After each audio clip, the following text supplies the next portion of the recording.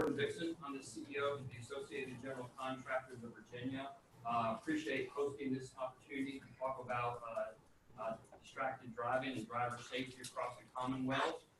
We're co-hosting this with Cintas, and we really appreciate this opportunity to do this. It's a little bit of a unique opportunity for us, so this is sort of a pilot project for us.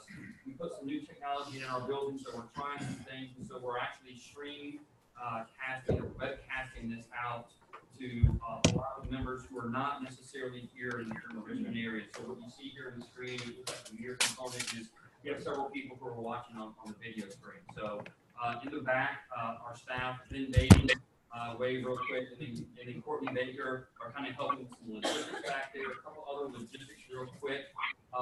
First, safety. Safety is always important. Just make sure you know where your exits are. You've got your exits here on the right and left in the front, and then an exit here in the back. You can go down the hall and exit out if you need to for anything at all. Restrooms are also out the back door and just to your right. And then finally, if you don't have your cell phones on either mute or vibrate, please take a quick moment and just make sure it's on mute and vibrate, and then we'll go forward with that. As the CEO for ABC, I think it's kind of unique to have and great to have Cintas here. Because Cintas is actually an organization that helps a similar program on the Virginia Best program. Those of you who may or may not know about Virginia Best, it's building excellent safety, health, and training in the construction industry. Very much like BPP, but in construction world, as you all know, construction sites are much more temporary than manufacturing sites. Manufacturing facilities seem to kind of stay in the same place each place. And construction sites tend to move around kind of quickly. So there's some barriers we've been working on. I've been working with Jay Rickrow and Alan Hatch and Milford Stern and Commissioner to work on this. And one of the great things about the program, and the reason why I mentioned Cintas, is that one of our leading organizations on the safety program, W. Jordan Construction Company, was mentored through Cintas to kind of figure out how to work with our BEST program. And so we see Cintas as a great leader and an organizer in safety and compliance. And so we really appreciate the opportunity to be here. We consider the companies that go through BPP and the companies that go through Virginia Best to be the best of the best. They're gold standard of organizations because they take the components that are really mostly important to one of the highest levels they can. So we really appreciate that. Without further ado, I'm going to call Frank Ragone on up with Cintas, and he's going to make some welcome remarks, and we'll go forward from there. Thanks so much. Frank? Good seeing you.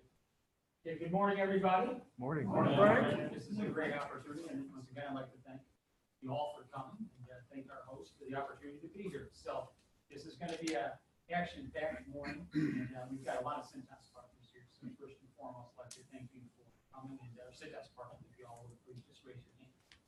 Look at all those folks. So they all make it happen, and I'm the one standing up here, but they represent some of our operations, all of our partners, our employees, we call partners. So they're the ones that make this happen. And it's great to outreach and share what we've done. So most importantly, what we're here today is to share the best practice event. And so, what we share today, please take it back to your workplaces and do what you do best.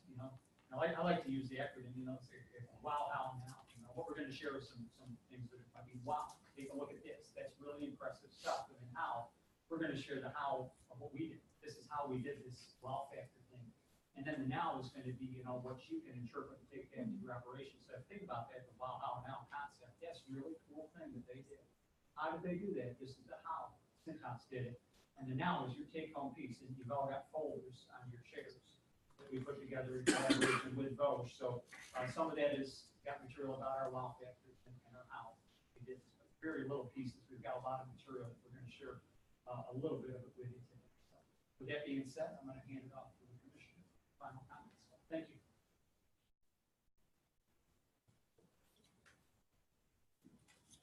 Good morning, everyone. Good morning. Good morning.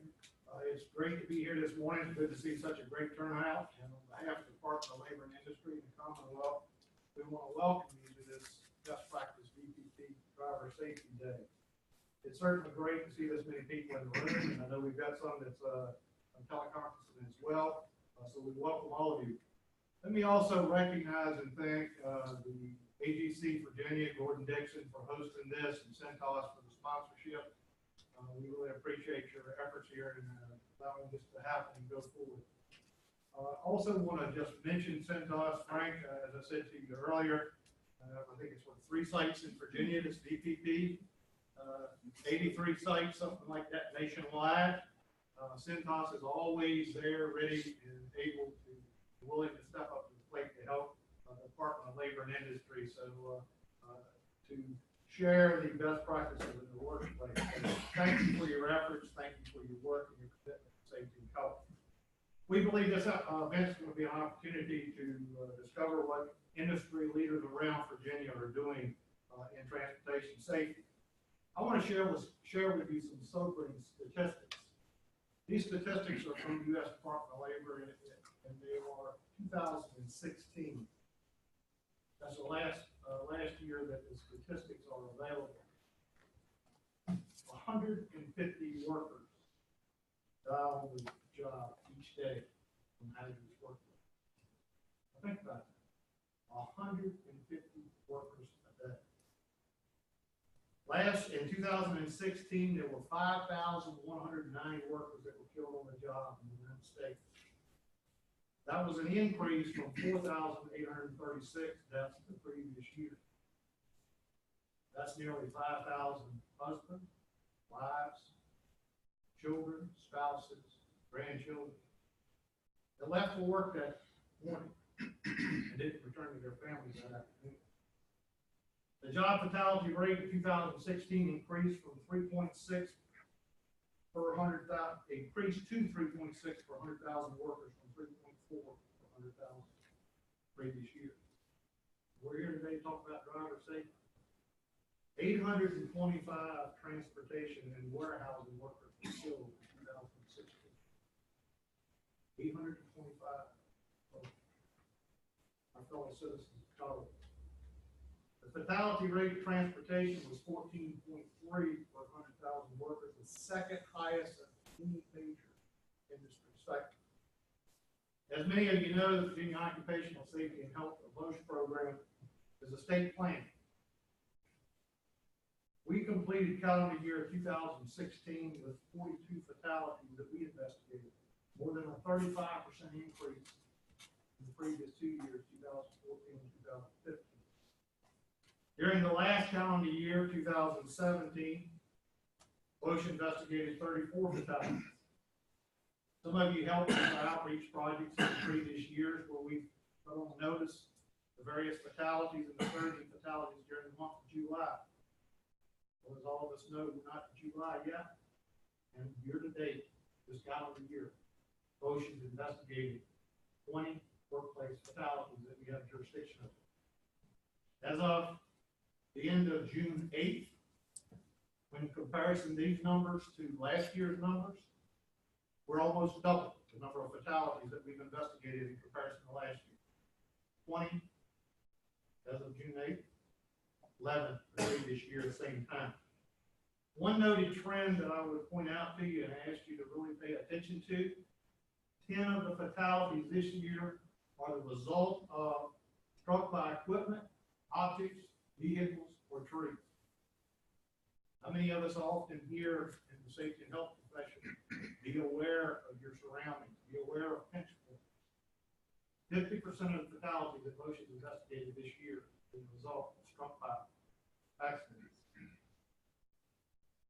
And as most of you are aware as well, OSHA does not investigate transportation accidents where state and local police, local law enforcement do the investigation.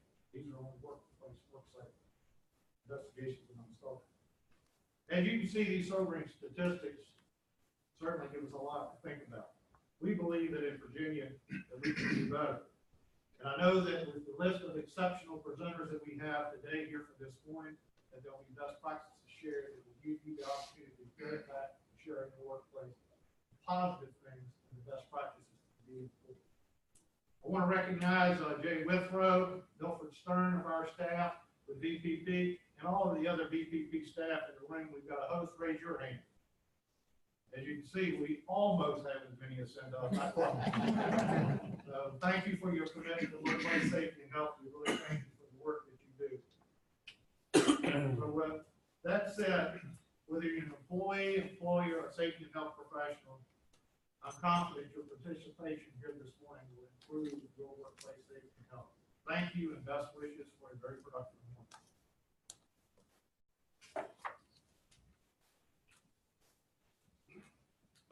Good morning, everyone. I'm Christine. For those who do not know me, I'm going to be introducing today. So I'm going to welcome Team Cintas. They're going to speak on the Cintas Driver Safety Program at this time. If the team will come up. I know I got more than one. There's one, there's two. Any more bids? Any more speakers? Come on. 1, 2, 3, 4. Okay. I'll leave it to you guys.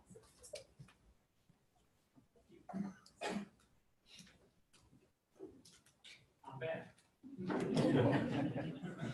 Okay, so we are here today to talk about how we can save a life. See, I got props. So I just like this folder, so I got it in there. So this is from, we mentioned that we are a VPP organization. Like I said, and we're proud VPP organization. We're here out of 82 sites, 82 right persons. So we can talk about that in a second. Also, we have some catalogs off to the side. We get some first aid kits. So participation, there might be some first aid kits for people. I'm going to go through introductions a little bit. So I've got some presenters here. So as said before, my name is Frank Grun. I've been with Cintas for 19 years. I've been with the safety team for 14. So I've been doing this for quite some time. So when we first started the safety team back 14 years ago, there were only 7 of us on the corporate safety team. And now there's like Matt and Kristen, and I think there's 50 or 60 of us now. So if you can put that in perspective, going way back in time, 2004 is when we started our corporate safety team. There were only 7 of us on the corporate safety team. Now there's 50, maybe 60 of us now. It's a huge investment. It's paid really well on the return on investment. So it's not an investment safety. So a little bit about myself. I support the entire Mid-Atlantic region, primarily for our rental division. We have several divisions. I'll go over that in a second. And Mid-Atlantic region is Virginia, Maryland, and our Philadelphia market. 5 locations around Philadelphia. And I'll hand it off to John. I'm here to say a few words on, I guess, vacuum and parking. Just introduce. Oh, sorry. I'm Jonathan Bryan. I'm Cintas here, Richmond 143. I've been with Cintas for 23 years. Jonathan is what we call service sales rep. So Jonathan is taking the out service now. Yeah, that's enough. Yeah, good morning, everyone. Matt Preston-Doffer, I'm the driver safety and health manager. So people ask me what I do, what my job is. My job is to make sure our 20,000 plus people we have on the road for company don't get anything. And I came here today to benchmark. I wanted to hear what Cisco was going to say. And Frank said, hey, guess what? I now need you. Not only that, but but as the driver safety manager, I'm presenting on the only portion of our presentation that doesn't actually talk about drivers. I'm glad to be here. I'm really glad. I told him he should be prepared to speak about anything. And Matt came all the way from Wisconsin and he didn't bring any cheese. 97 degrees. I'll bet in trouble with cheese. Wayne Grimsley, I'm from Culpeper location for Cintas, and been a partner 46 years. How long? 46 years. Some folks in this room aren't 46 years old, so, but I like what I do. I help with the health and safety component in Culpeper, also the driver, driver trainer. I'm the guy they call when the fire alarm goes completely and runs that, resets alarms and stuff. But yeah, if you work with Cintas, the partners in the room, you wear more than one hat most of the time. So, but it's just been a great ride. When Cintas purchased RUS in 2002, I told my GM, I said, well, you couldn't beat us, so you bought us. So then you stuck with me. So, but it's a great company. I've been to Milford 2008, I think, for the first time. started on this road to VPP, and 2014, we finally get there. So that's been a great association with the Bosch folks as well. So I'm going to cover a few slides here towards the end of the presentation, and I'll be here all day. So thanks for the nice accommodations.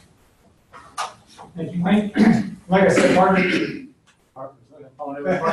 I've been doing this for 14 years. Wayne's been on the safety team in Culpeper for just about 14 years as well. So let's go ahead and get started here. Hopefully you're all familiar with all our different business units. As you can see, most folks are familiar with our uniforms. We also got many different business units. So you can see safety is a primary concern. It is very different in all these different business units. We got one department here from Fire Division. So we're all familiar with our uniforms. We've got catalogs over there. You can see, and you've actually got this welcome to Rick deal that covers each one of our different business units. Uniform apparel, right there, facility services, mats, cleaning restrooms is one of our services that we have. Deep cleaning carpets with like a 300-foot hose that goes up through the window. So imagine that at hotels and what have you. So there's all kinds of driving that big truck with all that equipment on it and that hose. There's all kinds of stuff with that. First aid and safety, cabinets and what have you. And training services, fire protection, compliance training, FRC garments. You can see the different units that we have here, all kinds of opportunities for safety. And then this just covers the same slides. Very diverse, very diverse, very diverse. And with each one of those business units comes a whole new set of safety hazards, as you can imagine. And that 20,000 practices somewhere around there? Yeah, if you include our sales force, our management partners that drive the work, as well as our SSRs, or service sales reps, who deliver the product to our customers, it's roughly 20,000. 8th or 11th license plate, somewhere around there, right? Yeah, depending on who you ask and what day it is, we're between the 5th and 10th biggest fleet in North America. Put that in perspective. I mean, now if you haven't seen our trucks, you're going to see all these different kind of trucks all over the place. One of our fire trucks are out there right now. But if you haven't seen it, see a big step van truck, all kinds of hazards. You start seeing these trucks all over the place, right? When I tell folks who I work for, they don't get it until I show them my car, and they say, "Oh my gosh, I see that truck everywhere." Now suddenly they know that big white truck. So this is an interesting slide. I like sharing this because it tells the story. You know, everything is about the story. You know, once you tell stories, people tend to get it. Now, this is an insert in your folder. That's why I brought the folder up so I don't forget. So this walk the talk culture. On the right-hand side is our story about how many VPP sites we have, and I believe that's 83 now. So this changes daily. You know, I can't even keep up with it, and I can't count it at the time. So now it's 83. So it looks like we're tied for the top spot. So now they're now, you know, so we're going to take that top spot. But it was a time. I think we started our VPP campaign in 2008. And if you were to read this article, Milford's name is down at the bottom. So we got this whole article that's printed in our Trade Association magazine. And this is with our Richmond general manager's got this framed on the wall. So it's a great article, and it tells the story of how we started on this campaign. And back in the day, we were really at zero back in the day. It tells the story of how Milford helped us get this all together and where we are today. And back then, our injury rate was like 8, and now it's like 2 or something. So, you know, those are familiar with TIR, how many people are injured per 100, it's about 8, I think it was 10, and now it's less than 2. So less than 2, help me out if I'm wrong, but I'm pretty sure it's where it is, 2.1 or something, somewhere around there. Really, but it's because of VPP, and that translates over to our driver safety program. And that's going to talk about this a little bit. We've had somewhere around a double-digit drop for reduction in our overall vehicle accident rate, you know, give or take a little bit. So this past year, somewhere around there right now. 18.1 through April. 18.1 through April for the past year or something. Still in 12 months. Only 12 months. So that's probably the best injury or vehicle rate reduction we've had in a number of years. Ever. So narrow that down to the Mid-Atlantic region, where I'm responsible for supporting it. We've had double-digit reductions. I think we've had more than 20% reduction in my group. So I think it's somewhere around 28% reduction, but we're still very, very high.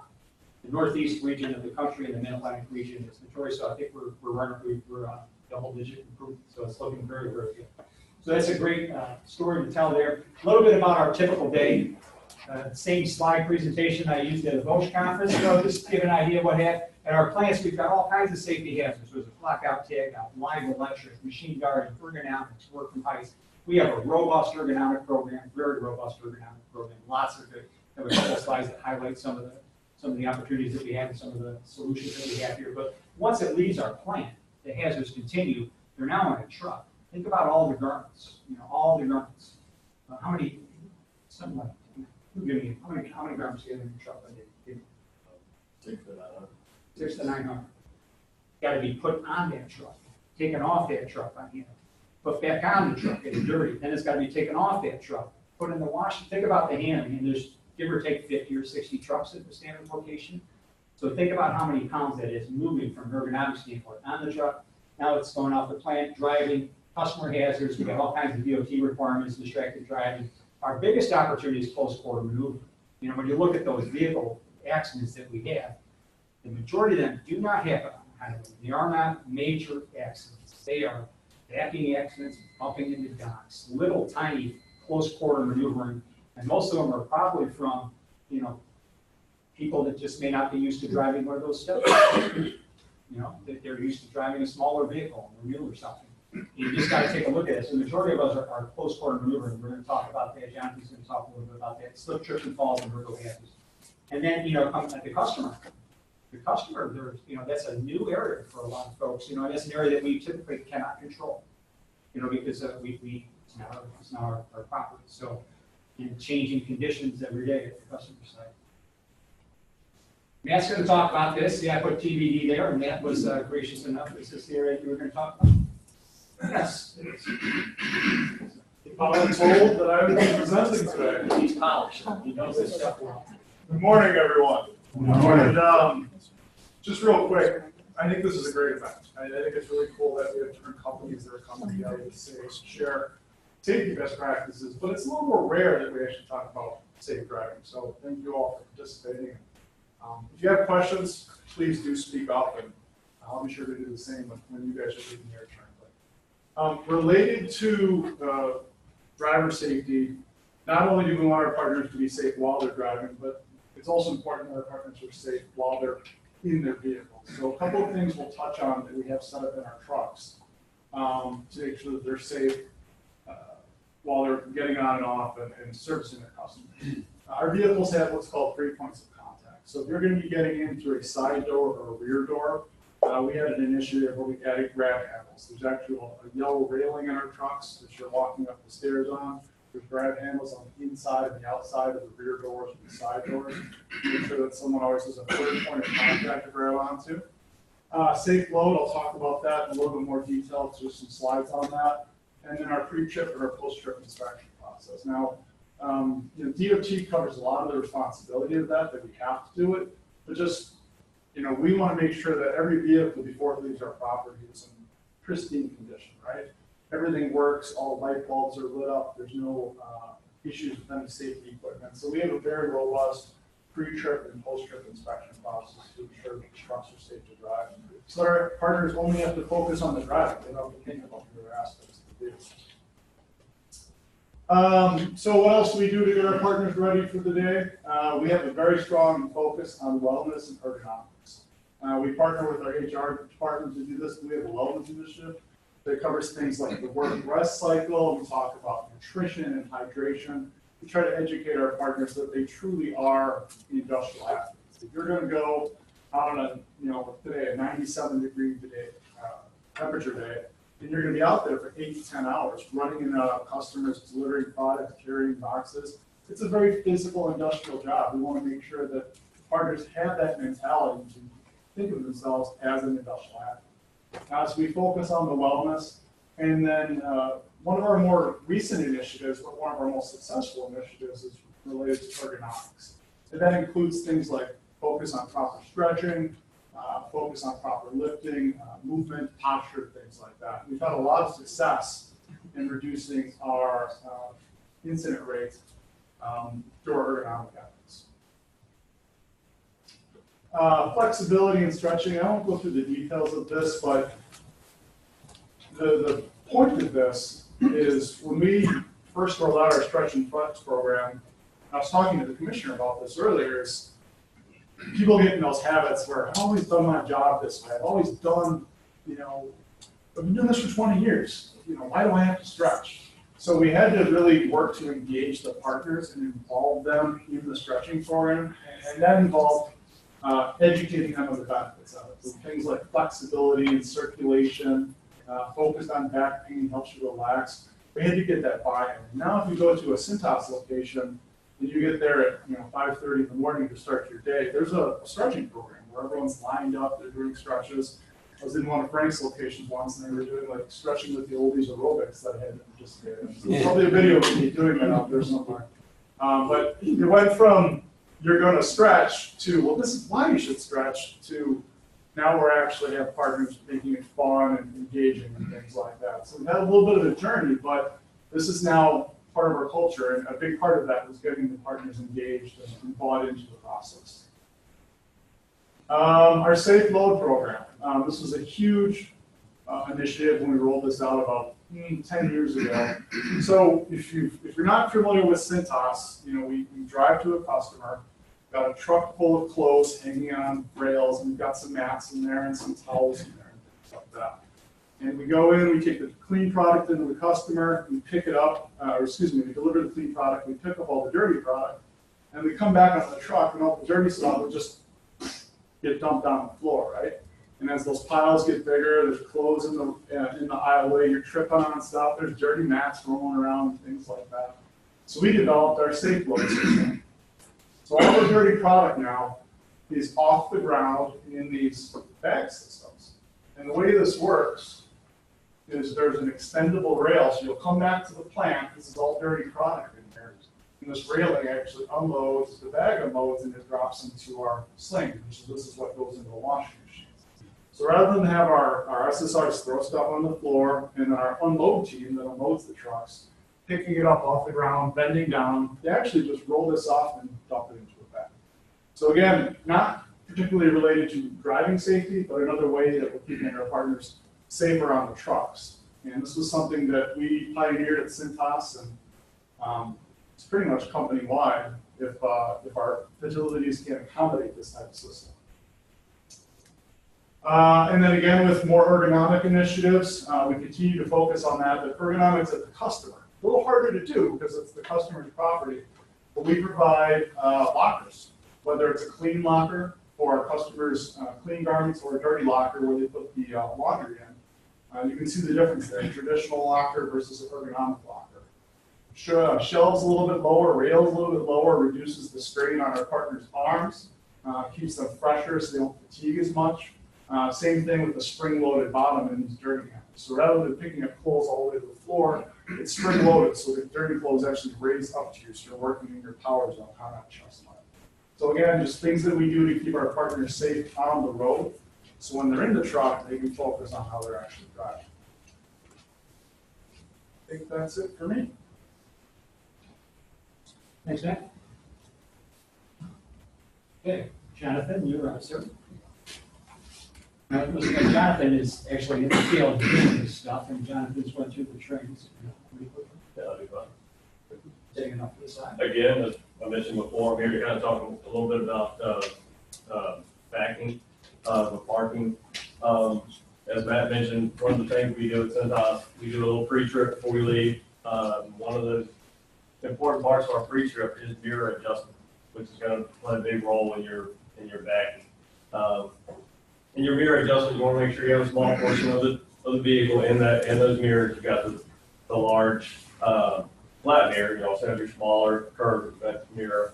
There you want to make sure you have that vehicle space covered from top to bottom. You want to make sure you have good side coverage there. So when you are backing, there are a few different kinds of backing that are going to come into play for you.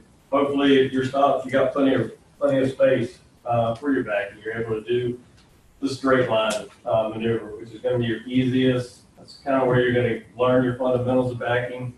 But of course, as we know, most of the stops we go to, you're not going to have that much space. The other two types of backing, you're going to have your sight side, which is going to be your most preferred way of backing. So you're backing towards the left of your vehicle. Again, you've got your most maximum visibility with your backing. But unfortunately, most of us know that you're going to come across a lot of times where you're going to have blindside backing. This is going to be one you want to try to avoid if possible. You have limited visibility, but there are ways to help with visibility when you are blindside backing. First of all, one of the most important things is just to take your time with backing. Most of our accidents are going to occur when backing. Again, just take your time. The old saying that we have, just get out and look. If there's something you're seeing in those mirrors or something you're not seeing in those mirrors and you're unsure of, just go ahead, take the time, get out of the truck, take a little walk around there. There may be, you want to make sure there's no overhangs or anything that's going to impede in your backing as far as height, or there may be some safety columns in place that you may not see from the bumper level. You want to get out and take a little walk around, make sure on the side that you're going to have plenty of pivot or swing when that truck is backing in.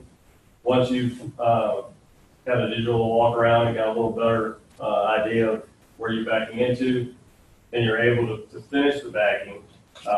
What we do in Richmond, the Cintas location, is once we've secured the truck, we like to put a cone out in the front of the truck and the rear of the truck.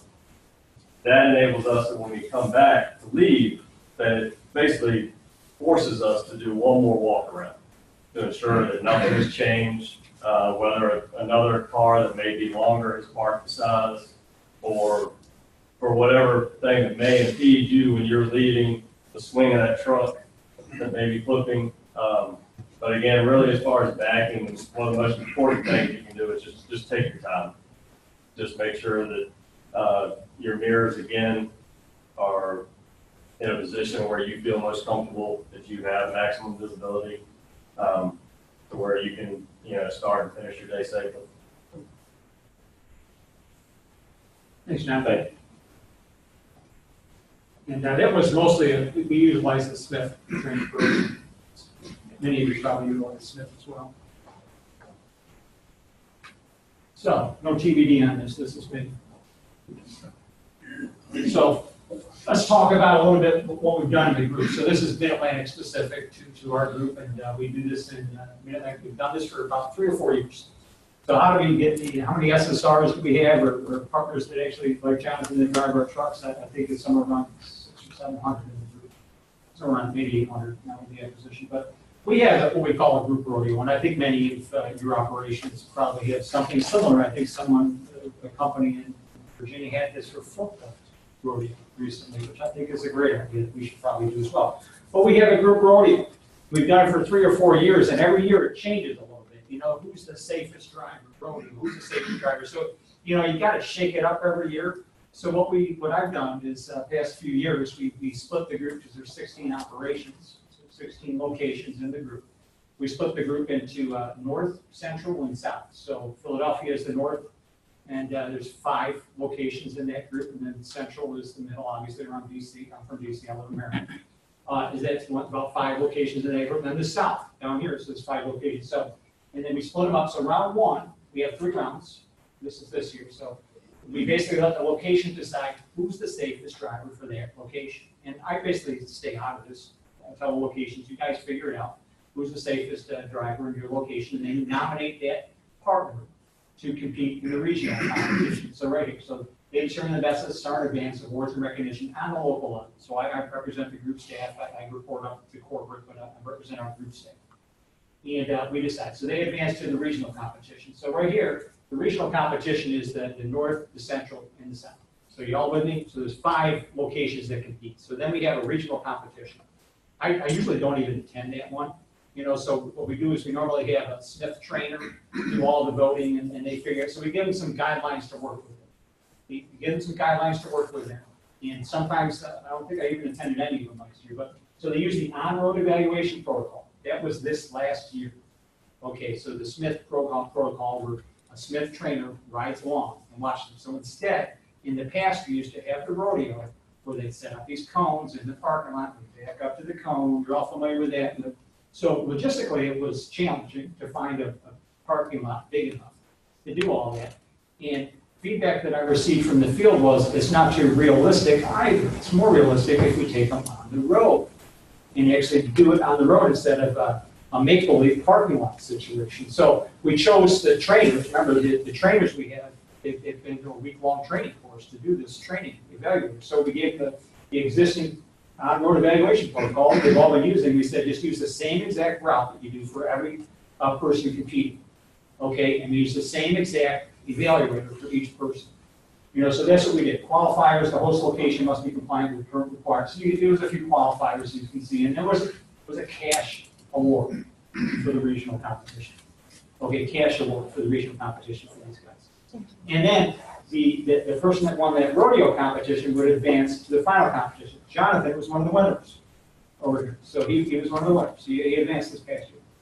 So the final competition was in my office in Justin. In my office, I'm the rental division, sport rental division, but my office is out of our FAS division and fire division. So I have an office. Actually, I got two offices, one in rental. So, but my office was there, and the evaluator was an FAS GM.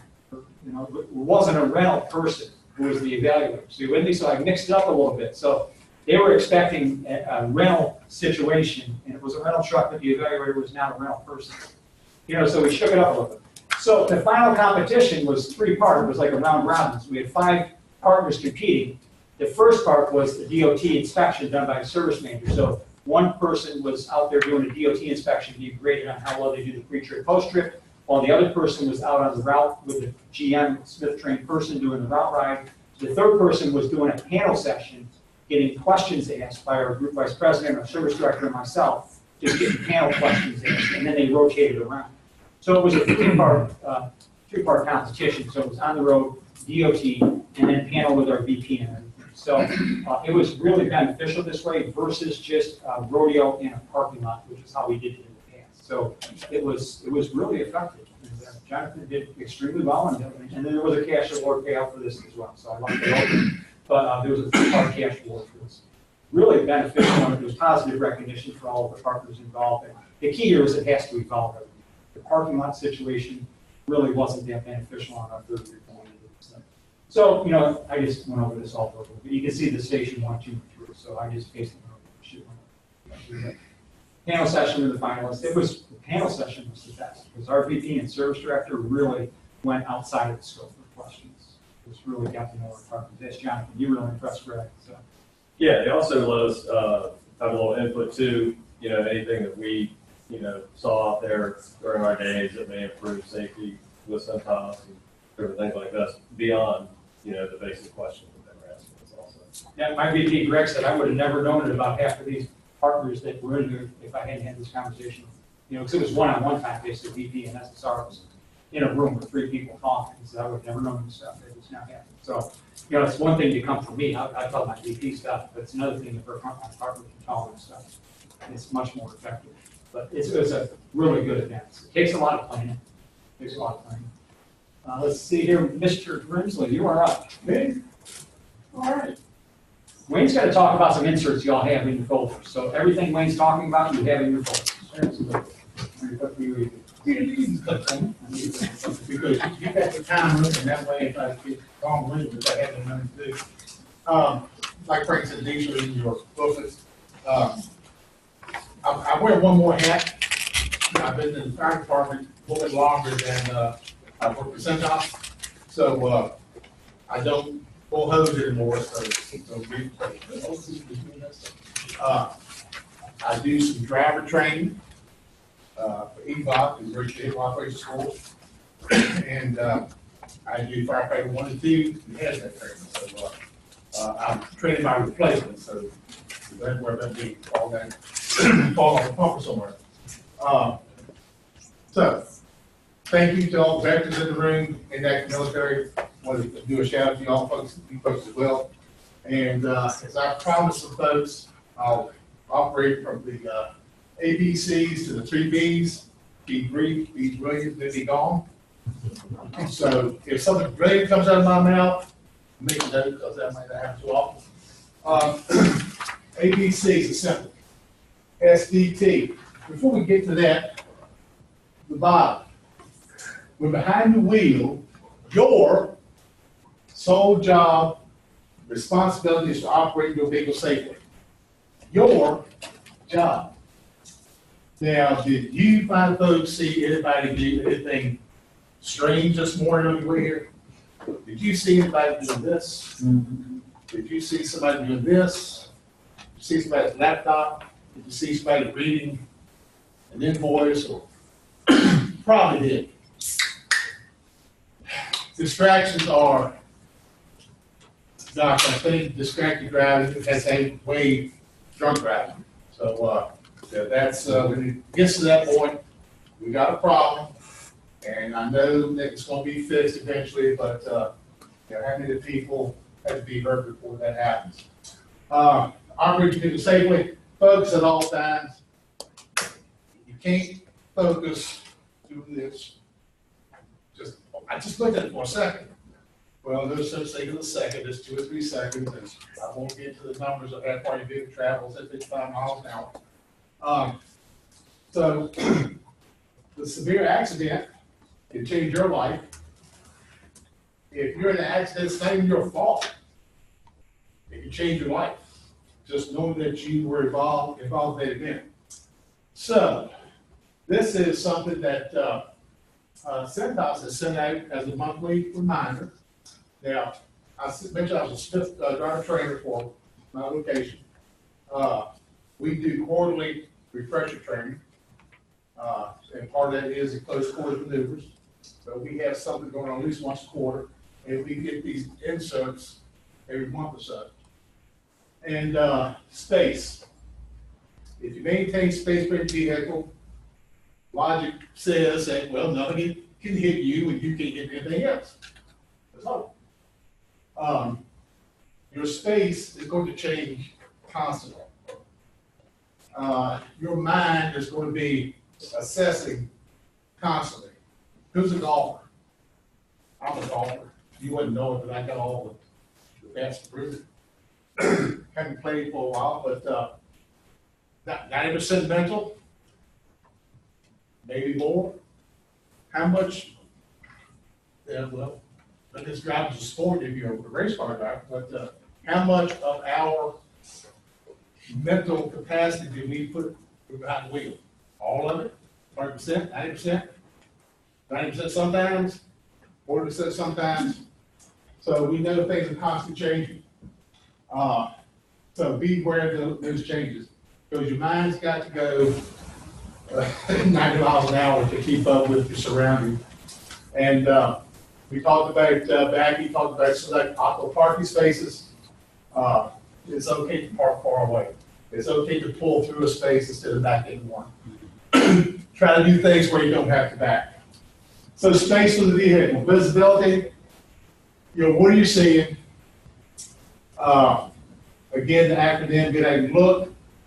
It absolutely must back up on arrival while the information's fresh. And before you leave, just like we thought, put the cones out, do the lever in the vehicle to make sure that someone hasn't changed your surroundings. And time. Time to make decisions, time to react, what's your following distance. If you can read the fine print on the bumper sticker, you're probably too close. Our Smith system driver recommends 4-second following distance. That's for a normal vehicle. I always tell the folks that it's okay to increase that following distance. 6 seconds, 8 seconds. When the weather's good, whatever you're comfortable with, but at least 4 seconds for a big truck. Whoops. Yeah, you took that right? So 3 types of distractions, of which everything we pretty much did is covered here. The visual, what you see, manual, the cognitive. Now, cognition. What will brain does. Well, I will brain does. We have a policy we can use hands-free devices at Cintas. Blue things. I don't have one, but vehicle does. So, we could use those. But even at that, you're not looking at the phone, you push the button somewhere, you're talking. Even that can diminish your concentration of what you're doing. Because what we want to do is have your eyes on the road, hands on the wheel, and mind on the drive. You're talking to someone, your manager calls, oh, you just left ABC printing and they're really upset. I do nothing, and so your mind is not quite focused on that drive anymore.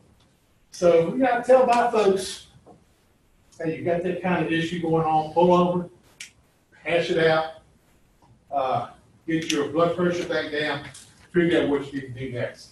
Don't try to solve these problems while you're driving, even hands-free. So, reachable stuff, put your makeup on, take your curls out of your hair. Not here. Anything that takes your a hand away from the wheel, don't do it. And certainly buckle up. I mean, that's a law, but it's a damn good idea too. That's a reasonable thing. Keeps you in the cockpit in case you go flipping over like a NASCAR driver. And keep your eyes on the road. And just put the phone down. Put the paperwork in the back seat.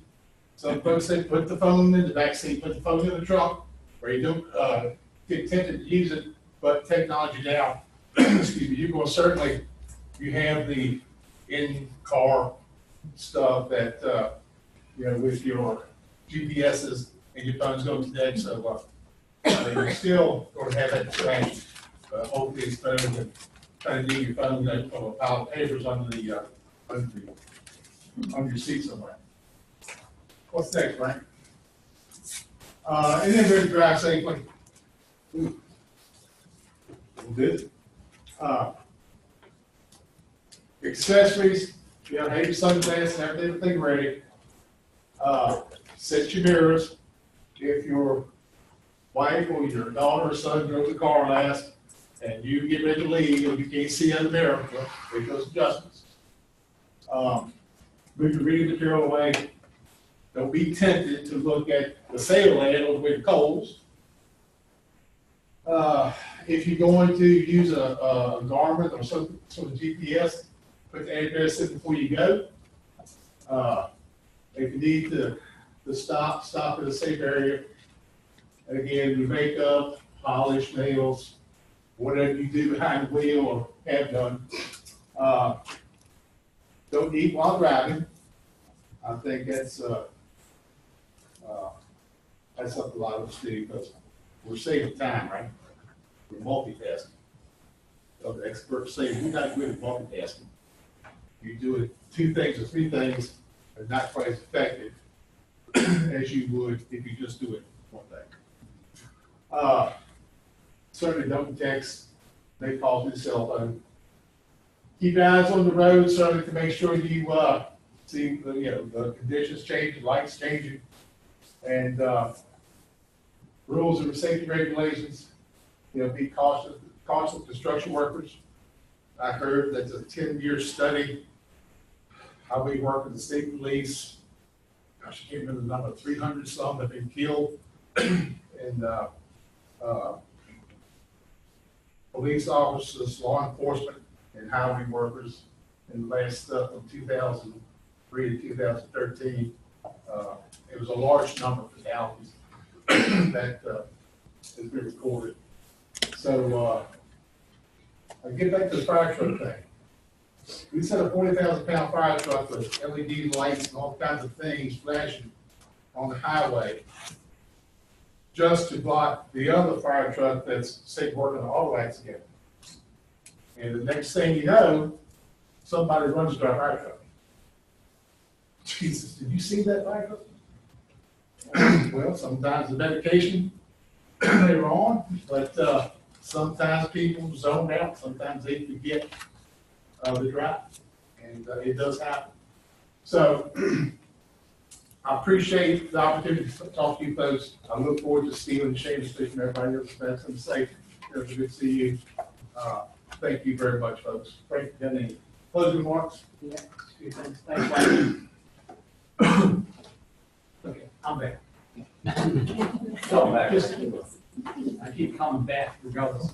It's throwing me off. But I'd like to just remind everybody, I tell everyone that I support my group, driving is, we can save a life. And, what you got today, just remember, not just from us, but like Matt said, he came today to learn from everyone else participating, because what we're here to do is to learn and take, little bits and pieces of what we get back to our organization and see how they fit into our organization. So, I started this off with that statement, well, how now? Take those wows and take those hows and then turn them into nows for your operations. And you can take that wow, how, now statement and turn it into any story. It's the wow factor, and then how you're doing this, and then the call to action to make something happen at your operation, because we're all here to save a life. And I did a few things as a VPP, SGE, and it did this for a Nassau contractor. And I'm sitting there with all these engineers and went to Nassau and Greenbelt, and I'm looking at them, and they're like, they got the flag in Maryland, the next one after us and everything. And what more can we do? And I'm saying, geez, you guys are making satellites for NASA. I don't know what to tell you. We're just doing dirty uniforms and trucks. And I'm looking at him. I says, well, you're here in Maryland, right around DC with me. I says, probably all of your contractors are driving around that belt, and more people die on the road than just about anywhere else out there. How about the families of all of your employees driving on the beltway and what you can do for driver safety? So just think about that. We're here to save a life. And I'd just like to say a few things. Debbie Jennings is here from the Chesapeake Region Safety Council. I sit on their board of directors for the Chesapeake, and they're now in Virginia. So Debbie's brought some information over there, and you're now in Virginia as well. So if you would please take some of their information. Debbie leads their driver safety. What's your title? Director of Traffic Services. So I had to throw that little bit in with that. So that's all I have. Does anybody have any questions for myself or anybody on our team? Good that I hit the time. Good. Thank you so much. Thank you, Frank. There are some of these if you want. I don't have a lot. Thank you, Frank. Thank you for the Cintas team for speaking today. I'm now going to invite up Drive Smart of Virginia, Janet Brooking, and Rich Jacobs to come up and speak about promoting safe driving habits on and off the road.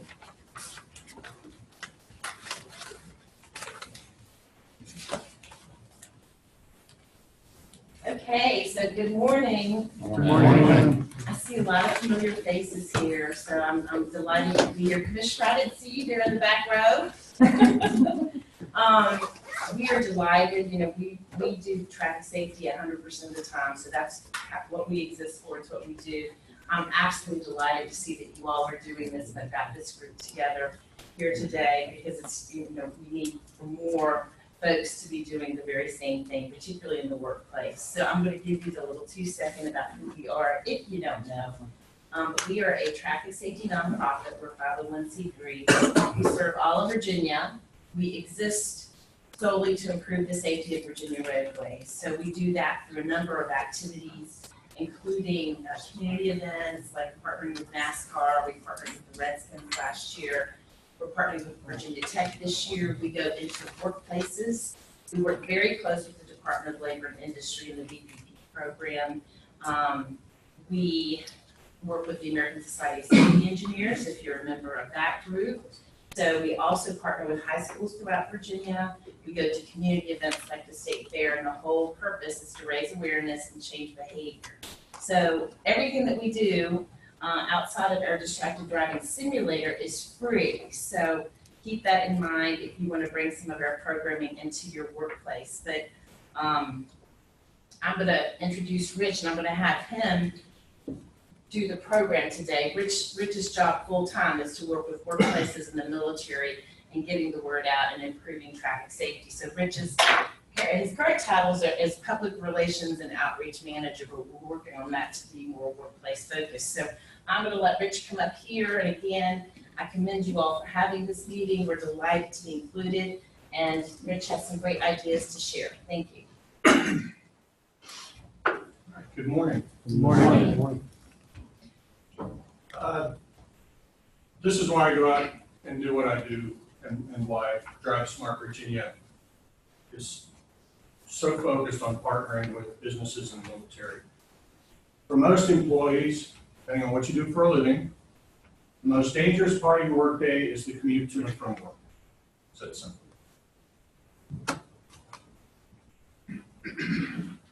This statistic just focuses on occupational injuries. This does not include the commute to and from work that I just talked about. So if you factor that on top of this, transportation injuries are more than double all these other occupational injury categories. See what a big problem it is. That's just injuries. Say again? That's fatal injuries or just injuries? This one, yes, fatal injuries. Fatal injuries. So the number of fatals for that transportation category more than doubled, and this is for 2016, so that was the year before last. That's pretty much the way it trends each year, you know, with a little fluctuation. Transportation, we got vehicles out there, whether it's your fleet or whether it's your employees commuting to and from work. There are more variables involved than probably any of the other categories because you're just out there dealing with the general public on the highways. Vehicle miles traveled generally trends upward year after year, decade after decade. The exception of this little dip here. Anybody tell me what that was? Why did miles traveled go down in that period? Fuel prices. Why? Because The recession. The economy does affect this, but overall the trend is always upward for miles traveled. Especially, any of you work for companies that move things, or in the shipping business, you got e-commerce now. Lots of transportation, lots of deliveries, lots of moving boxes from point A to point B generated by e-commerce. Fewer people going to bricks and mortar, you got more products being delivered on the roadways. So that also drives miles traveled up. More miles traveled, you get more what? More risk, absolutely. That drives the risk up. All right, here's what's happening in Virginia, or at least over the last 2 years prior.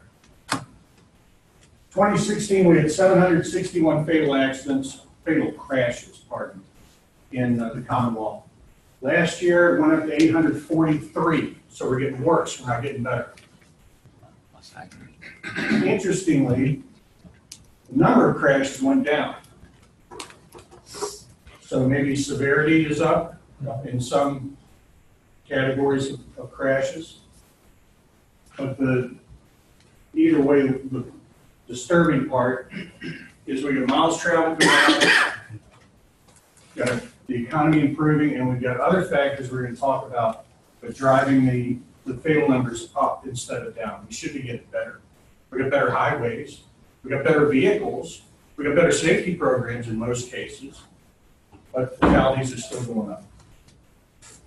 This is for Virginia. By the way, this is not national. This is Virginia, and almost all the statistics I use are from DMV's TREAD system, which is available online to everybody. You can go to DMV's website and find it there.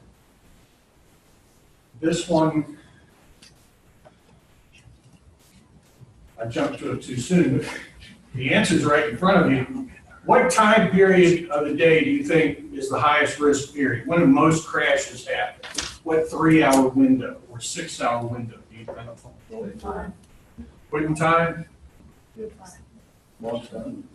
Lunchtime. Both of those are right. That 6-hour time frame between like lunchtime and the afternoon rush is the most dangerous, or at least the most fatalities occur during that time period. Why? What's the simple answer? Why? More people on the road. More people, you got more traffic, people do dumb things like. And in a hurry more. They're in a hurry, sure. People do dumb things when they're, you're stuck in traffic. You're the last car when that light turns yellow, and you know it's going to turn red while you're in the intersection, but you go anyway because you don't want to sit through another light cycle. People do things like that. A lot of times when I give a presentation for this slide, people will say, nighttime. They're thinking drunk drivers, things like that. It's not wrong in itself, but the volume of traffic drives the volume of incidents. Traffic fatality numbers in Virginia are trending consistently with the national trend of increasing fatalities. We got a little dip here in 2014, thankfully, but we started heading back in the wrong direction. Overall, the trend is up, just like the miles traveled. More miles traveled, more people on the roads, cheaper gas, more fatalities. Does your organization include a driver safety program as part of your overall safety program? I think everybody in here can probably say yes. It's just how comprehensive is it? What are your policies? But that's kind of our message. Traffic safety shouldn't just be fleet traffic safety. You know, thou shalt not. You will wear your seatbelt. You won't talk on the cell phone while you're in our vehicle. It should be something that we encourage all employees to do all the time. You know, on a weekend, are you buckling up? Is your family buckled up? Are you, when you're driving and you've got somebody in the car with you, are you telling them, hey, I need you to buckle up before I start the car? That kind of stuff. Encourage that traffic safety message as part of your overall safety message, because it helps foster your safety culture. Well, I had to reach for that word. Also, it affects the bottom line of your company or organization. If your company or organization can be dragged into litigation over a crash that happened involving one of your employees, even if it's not part of what you think of as a traditional work-related crash, you know, maybe wasn't driving the fleet truck using the company phone. It's possible your employee was commuting to work and they decided to check their company email or reply to a company email. Do something work-related that, let's face it, a law firm can look at and go, hey, they got deep pockets. Let's see if we can drag them into this litigation. It can be really, really costly. This was a recent case where a cyclist was hit by an LA sheriff's deputy. He was killed. He was riding his bicycle. The survivors, I think they settled for $12 million. There's the law firm. They've got their little poster right there at the news conference. There's money in it, and you don't want to leave your company exposed. So you need to have a policy to address that with your employees. This is the story from the Los Angeles Times about what happened.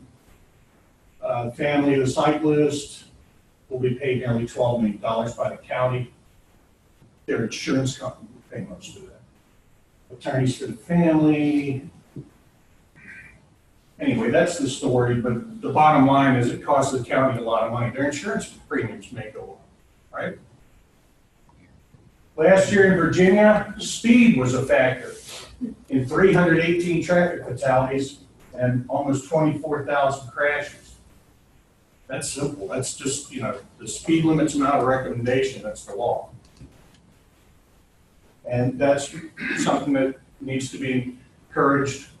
You do this with posters, newsletters. Any of you have like an email blast that goes out once a week, once a month, something like that? A little traffic safety message at the bottom. Real simple. You can even write up a bunch of them and just cut and paste them throughout the year. Take you just maybe an hour to sit down and find them and add it to that part of your, and also your social media. Put a little traffic safety message in with your regular social media stuff. This is actually better than it was 2 years ago. It used to be 80% of Virginia drivers buckled up, 20%. Now they say it's 15%. But still, 15% of Virginia drivers not wearing their seatbelts is well below the national average. So we're not doing as well as we should be, obviously. And if someone isn't wearing their seatbelt, they're involved in a crash, and are ejected from the vehicle, there's a 75% likelihood that they'll be killed. So that's simple. If you can stay in the car or in the vehicle, you've got a much better chance of survival. So seatbelt use, definite corporate policy, fleet policy, but also should be encouraged, like I said, outside. You know, encourage your employees, wear your seatbelt. Here's why. If you give them the information, they'll buy in. By the way, I don't think I've ever done a meeting where I've asked this question and nobody's raised their hands. I want to ask you if it's you, but if you know someone who doesn't wear their seatbelt, raise your hand. Wow, that's kind of scary. So you see, we got a long way to go, and helping spread the message is really important. You can do that, at the bottom of your email. Please buckle up. Last year in Virginia, 308 people who were not wearing seatbelts died in traffic crashes. Don't forget the backseat passenger. This is an IIHS crash test showing what happens when the rear passenger doesn't buckle up, but the driver does. Look what happens to the driver. So it's important that everybody in the vehicle be buckled up. A passenger in a vehicle who's not secured, backseat passenger becomes a missile in a traffic crash. Okay?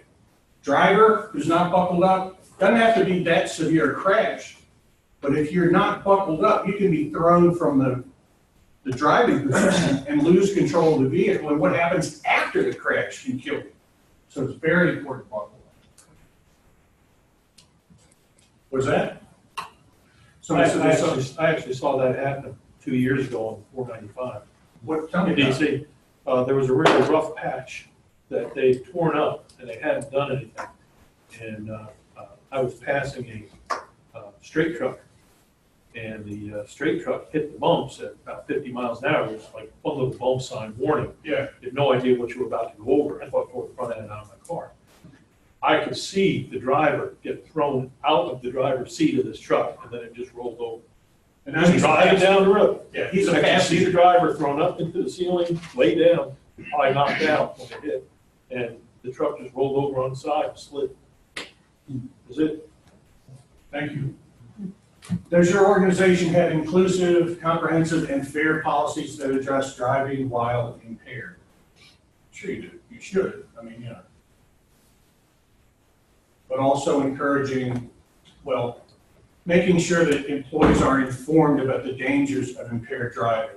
We're talking mainly drinking and driving, but also now we've got the opioid crisis, for people who are abusing prescription medications for whatever reason. You see the difference in opioid prescriptions from 1992 to 2016. Went from just over 100 million to over 250 million. And started to trend down because they become so tough. Doctors aren't prescribing that stuff like they used to. It's a lot stricter. But this is a recent GHSA report that showed that among drug-tested, fatally injured drivers, this is after the fatal crash, they drug test the driver who was fatally injured. 38% tested positive for some form of marijuana. 16% tested positive for opioids, 4% tested positive for both. But remember, they're not testing every fatal crash. Okay, there's probably some reason that law enforcement wanted that test done. I don't believe it. I don't think they do that on every fatal crash where it's obvious what happened. But in those that were tested, it's a huge percentage from just two groups. And also, still a problem, we've been getting better. When I was a kid, on a Saturday afternoon, if you looked over at a stoplight and you saw somebody drinking a beer in their car, nobody flipped out. which this was a stone age. But no, you know, the social norm was different back then. It was, nobody, you know, it just wasn't a big deal. Try it now. You won't get far. Last year in Virginia still, even though we've had a lot of success with education and social, shifting the social norm, alcohol was still a factor in 248 traffic fatalities and more than 7,000 crashes. So it's still a big deal. Folks have issues, some folks have issues with substances. And maybe that's something that should be looked at, maybe on the HR and benefits side. Driver safety program should focus on, and this is a driver safety program that's a component of your overall traffic safety program. Should focus on driver skills and behaviors on and off the job. Stress that it's really important is to remind employees, as a company, as an organization, we care about you. We need you, you know. But we care about you and your health and your safety and that of your family. So buckle up. Don't drink and drive. Little reminders. The condition of the fleet of vehicles, of course. If you want your employees to be safe, you've got to give them the tools to do that. Very important. And reinforcing the traffic safety message. That I used to be a news director for a radio station, and every 6 months I'd have the fire chiefs come in, and we do a public service announcement for smoke detectors. And after like 4 years, we're standing there in the room, after doing this 8 times, same message. I said, why do we have to keep doing this? And one of the chiefs piped up right away and said, we got a new crop of knuckleheads every year, every generation. We got to keep sending the same message. Because this isn't something that, you know, they teach in school. Not something most parents tell you, you know, change the batteries in your smoke detector. But reinforcing the traffic safety message for the same reason. New employees coming in, you got to let them know that this is part of our safety culture here. We want you to be safe, not just because it's good for the company, not just because we want you to be safe on the job, but because we want you to be safe.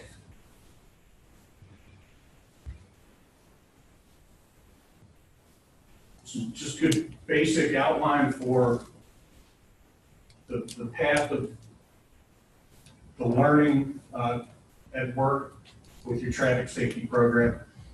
Required driving record of all new hires. I'm sure everybody does that. They're driving for work. You need to have, you need to know what your driving record is.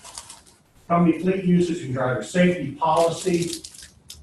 And not just at the time of hire, here's our traffic safety policy sign here. They have to know it. You have to know that they know it. It has to be coached. Employees review it and sign it. But it's really important that it not be, the printer's broken, I can't give it to you now, but would you sign here?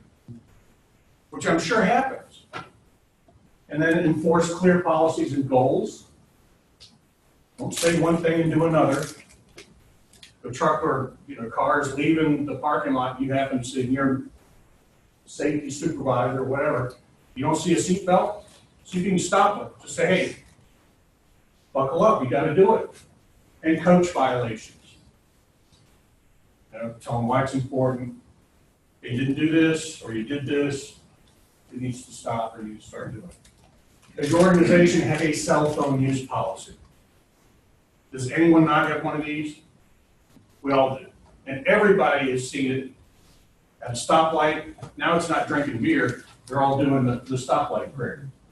And the light turns green, and they're still sitting there.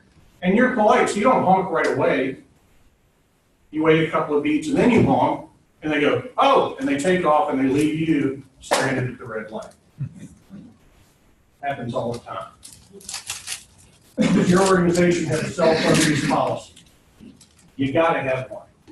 Of the 843 traffic fatalities last year on Virginia roadways, 208 involved distracted driving, including cell phone use and texting. That's a huge percentage of all traffic crashes are distraction related. Yes. How do they know that? How do they know that? That's a great point. I think the next slide. Okay. Hang on.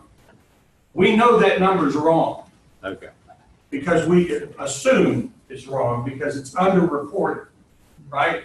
There's no breathalyzer that can tell Milford was texting while he was driving just before the crash.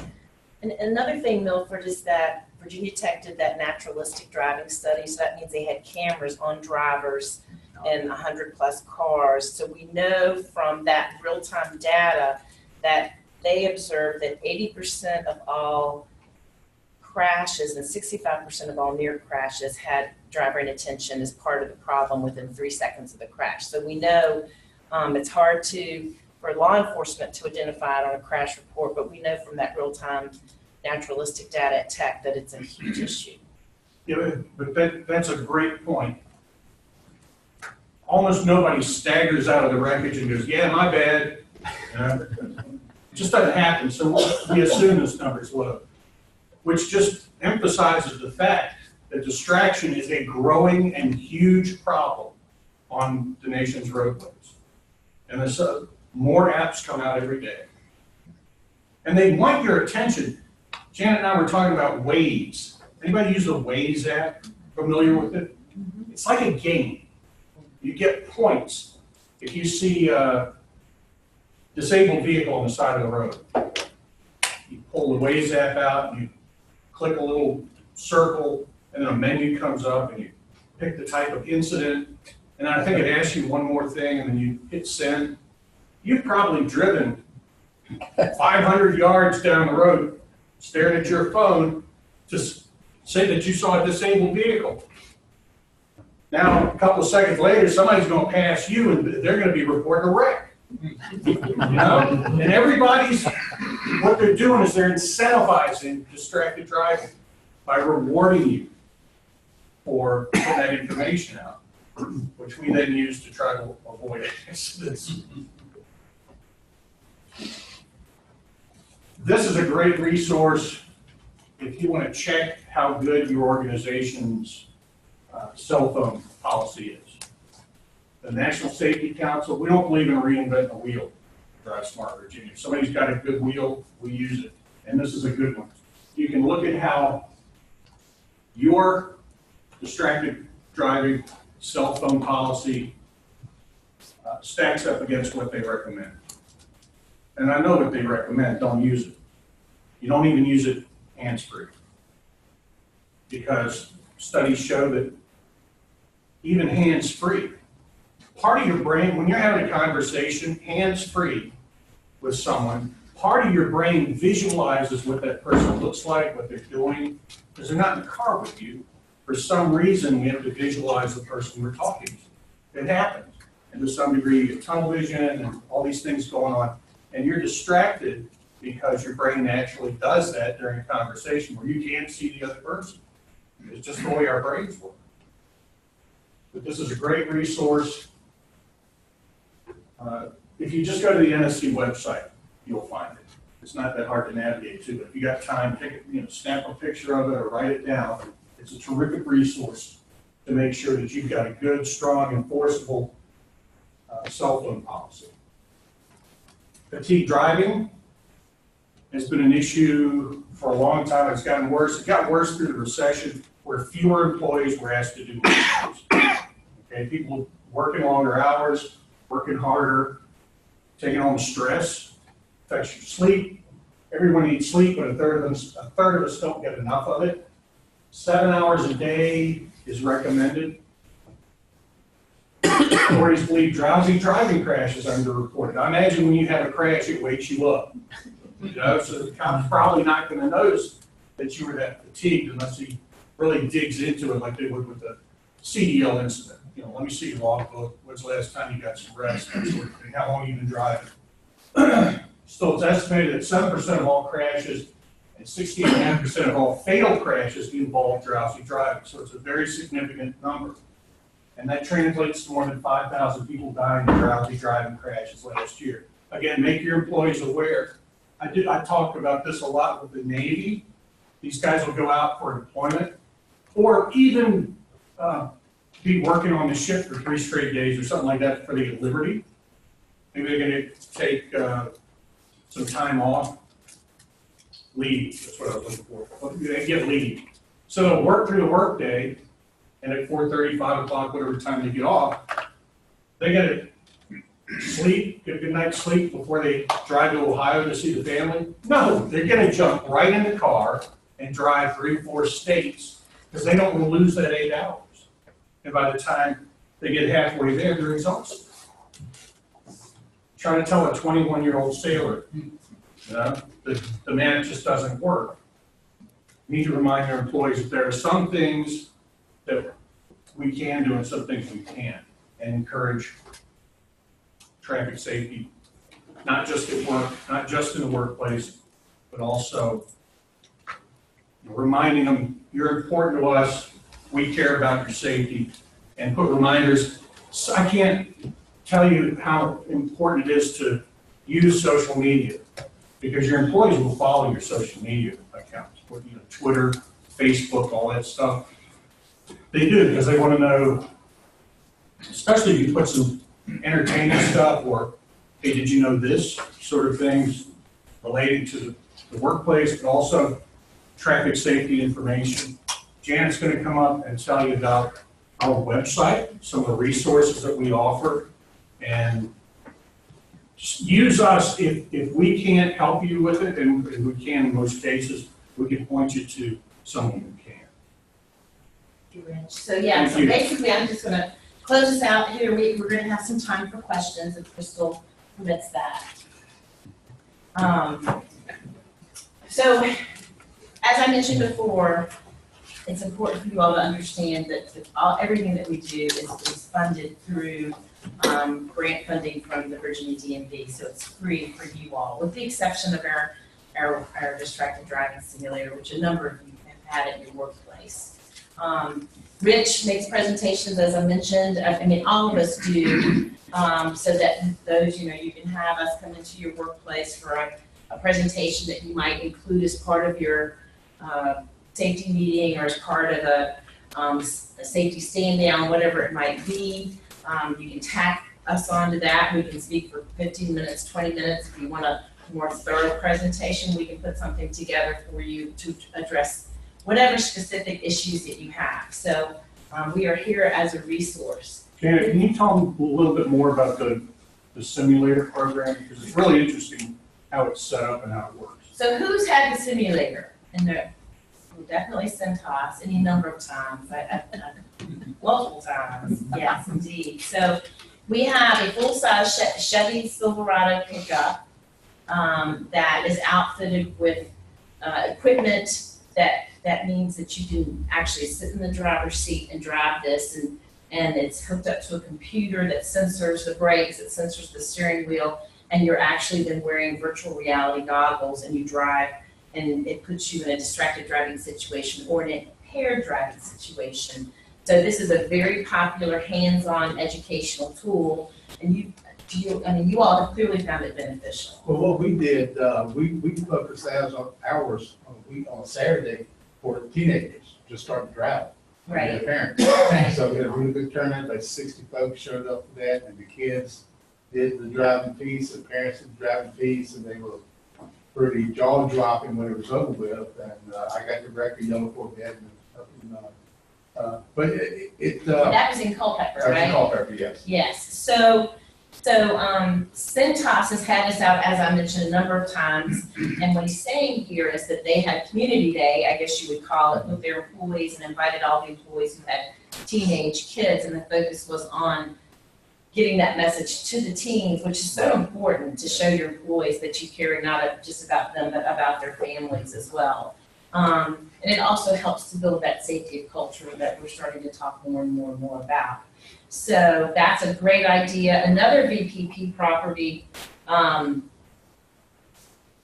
Martinsville, Eastman, Eastman, yeah. has us come in. They actually pay us to take the simulator to local high schools, and they get some of their employees together, and they take the employees over to the local high school, and they have all sorts of activities, including our simulator. And it's a great community day, community activity, volunteer activity for the employees, and it certainly extends a lot of goodwill into the community because it shows that Eastman cares about the community. They also have us bring the simulator to their workplace I think annually. So that's another neat thing that companies are doing. So this is our website. And as I've already talked about the fact that we'll come out and conduct speaking engagements for you. We also have toolkits for any number of activities, and these are all free and can be downloaded, so you can just go under our resources and download those toolkits, and they might include, say for distracted driving, they might include letters to the editor, they might include a message from your CEO that you all can send out by email. They include graphics, posters, banners that you can put on your website to deliver that safety message. Any number of sample tweets, sample Facebook posts, any number of things that you can do to raise the visibility about your concern for traffic safety in the workplace. So this is our store. This is very exciting, and I'm such a safety geek. I'm sorry, but I really do get excited about these things. So all of our posters and brochures are free to citizens of Virginia. And if you're not in Virginia and you have a good reason, we'll send it to you too. But generally, we are working to improve safety in Virginia. So you can see here any number of our different posters. We've got a designated driving poster. We've got our distracted driving. We've got safety belt use, and everything is free. And so the cool thing is if you go on and order a number of different topics, and you want to change those posters up every couple of months, because after people look at them, they don't absorb them anymore. So you want to put them up in your break room or your bathrooms or wherever, and then change them up every couple of months. And we try to freshen up our content so that you will have some fresh content to keep putting up there. These are the toolkits that I just talked about. And as you can see, it has the art for the brochure, the poster, the sample tweets, the letter to all employees from your CEO, any number of things that you can have as a resource just to deliver a traffic safety message. And that's it. So are there any questions? You know, one thing that I forgot to put a slide up for that you're the perfect person to tell them about is the distracted driving summit. Oh, the summit.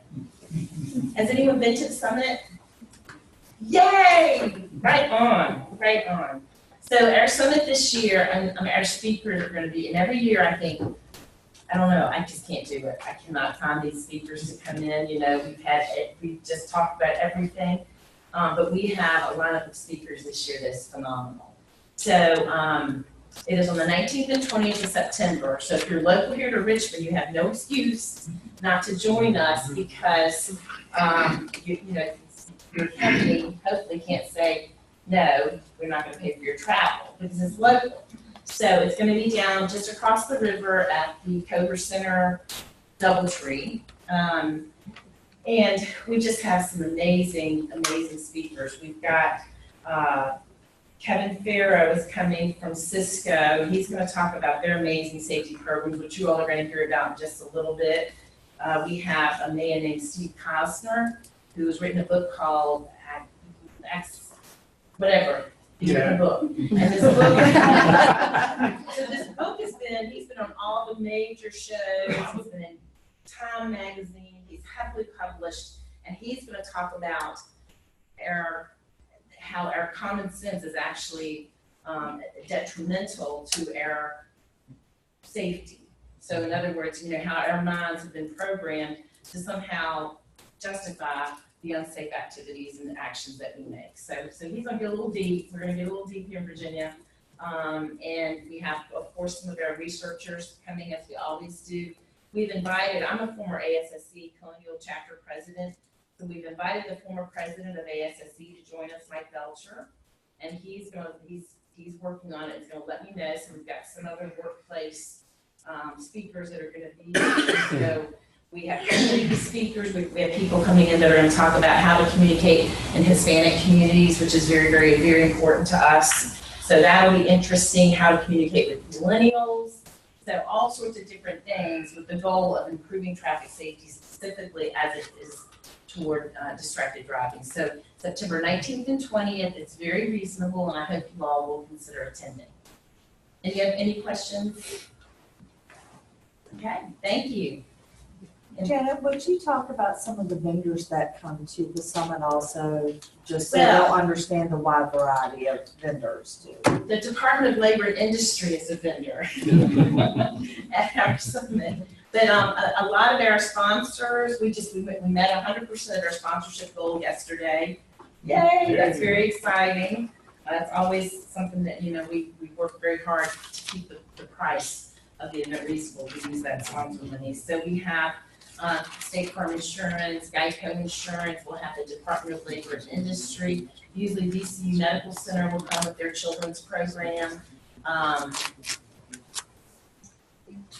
Agri-Auto exhibits there. We probably will have 20 to 30 exhibitors. James River Transportation sometimes brings their simulator.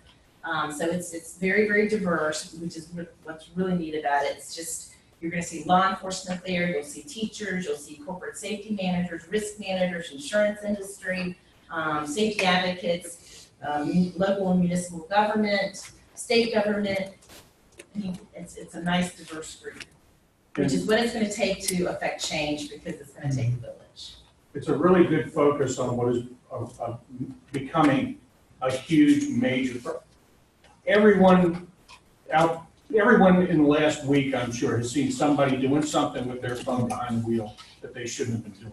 It's epidemic, and it's not getting better. And this summit that we do every year gives a look at the problem and some solutions to the problem, and how, coming up with some creative answers to address the problem at different levels. You can take a high altitude look at just, what is the overall problem and where are we trending, and or you can drill way down, go into some of the law enforcement sessions and see what they're doing and their specific techniques and some good things about Virginia's distracted driving laws, and some of the many bad things about Virginia's distracted driving laws. So please come if you can. You'll get a lot out of it. Okay. So thank you all. Yes, Milford? Is it still a Virginia law that you can be unbuckled in the back seat? Yes. Yes, it is. If you're And underage, you have to be buckled if you're 18 or younger. You saw the video of what happened. Oh, yeah. Otherwise, it is not the law. Will the information of the summit be on your website? Yes, it is. Absolutely. Any other questions? Okay, very good. Thank you all for having us here and having a focus on traffic safety. I want to thank Janet and Rich for coming, and I appreciate them speaking on promoting safety habits. We are running early, so originally we were supposed to take a break, 10:30 to 10:45.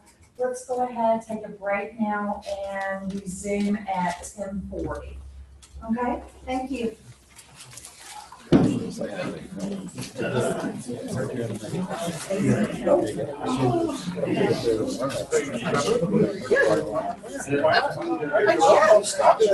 it's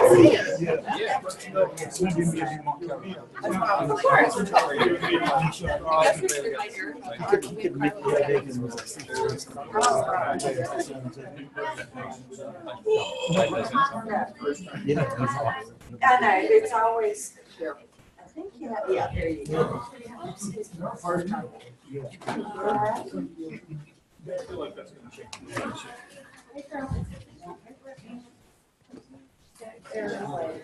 I just registered for the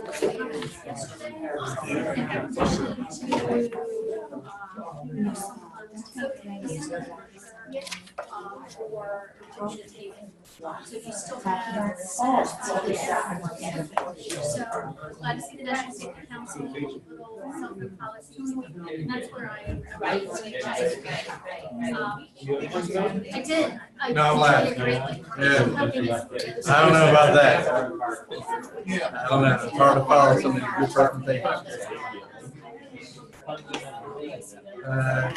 27 years.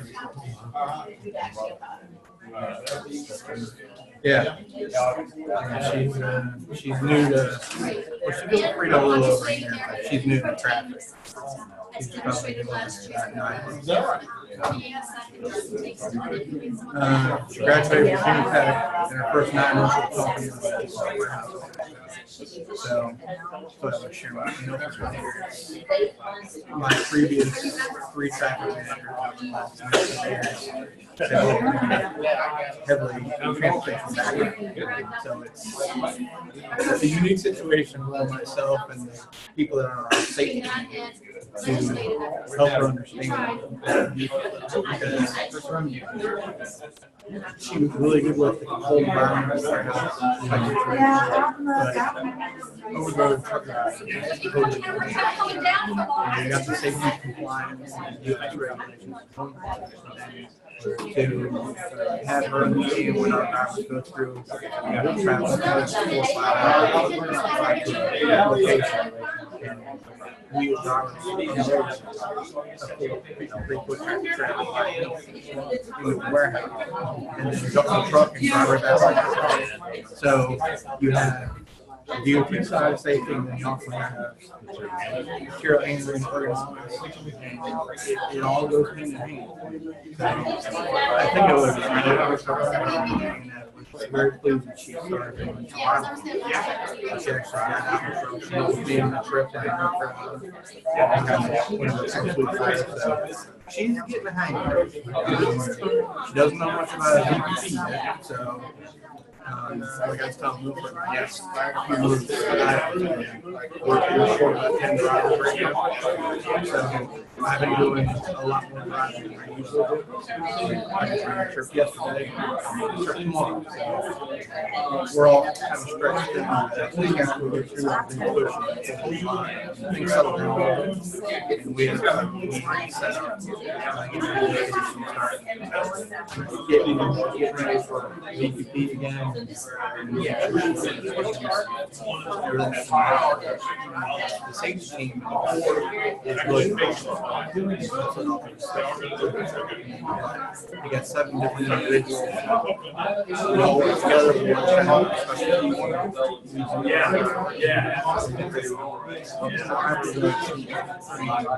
We go it's not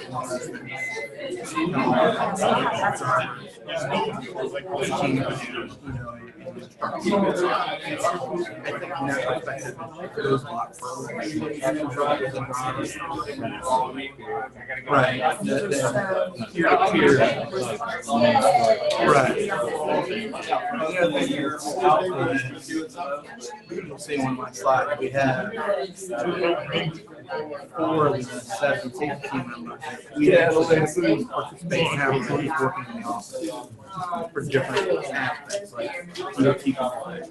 Myself and our driver Kevin, we do all our internal DOT audits, and we have our headquarters coming in here and doing audit. We're there. Stephanie and the management team is their part, but we actually run the audit. So the unique thing about that is when a driver has a DOT you have to follow the drive. Follow up with discipline, whatever step but then when you have another driver say, hey, I know you got cited. Not only have you the driver, it's that education from the driver, what they're doing out there.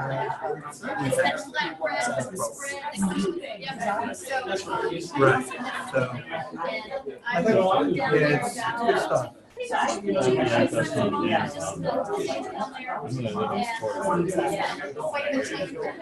she said that he had things that coming in July, which unfortunately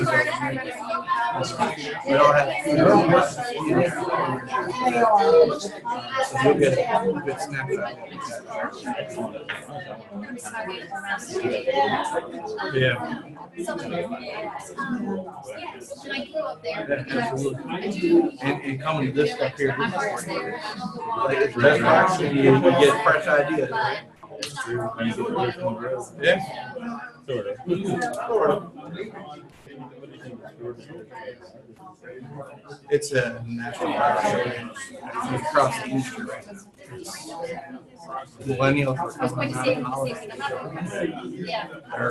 I have two. I have a 26-year-old in high school. And then I got a daughter who graduated last year. She's a sales rep for First Jones. So, not so much my older daughter, but my younger daughter. I mean, she works for I said, millennial lifestyle, they're looking for jobs, you know. Right. Yeah, but trade jobs are, you know, so what you gotta do is you gotta think, well, how can you attract drivers and that have that mindset? So a lot of it's technology. So you can show people all the different trucking and freight shows that have, you know, the technology is making it for trucks. And that's one way to reel them in. So we're trying to work that out.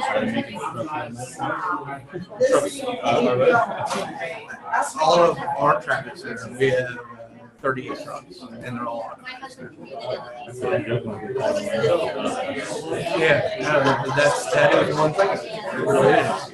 You know, back when I started driving 27 years ago, that was a thought. You know, being a driver trainer, up until about 5 years ago, you get people that were coming from truckers, you know, and try to take them on the road crash. You get a driver who installs a truck on there. Or now, people are looking for jobs, they look at government programs and say, well, how do you know, are they all that? You know, we took all these things that four now that we're actually we're not. Yeah, I know. We're not driving. I guess. And, yeah, went out on our own, got to see them, and then they came to us and said, well, I'm interested in coming. And we had a traffic manager at very open mind about it, said, we'll take you on. We had 6 months training program, and, you know, we have the right to terminate the time. You know, and it wasn't at full pay. There was somewhere between where they were making and what your advertising. It was competitive salary. And out of the 4, 2 of them probably are the best ones. So you gotta get started great because all the companies are the same way. We're state to state. So we're talking safety people, YRC, all those things. Everyone's and us as private carriers, we used to be one of those things.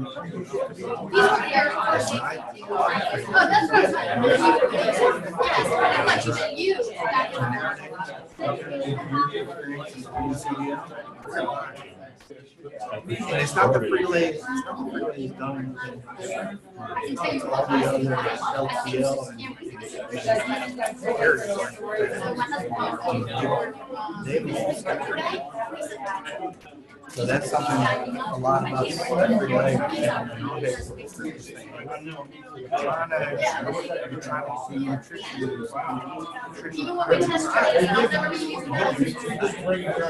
Whether it's work-life balance. So if you have people that don't use it. We're very competitive. Like I said, everybody else needs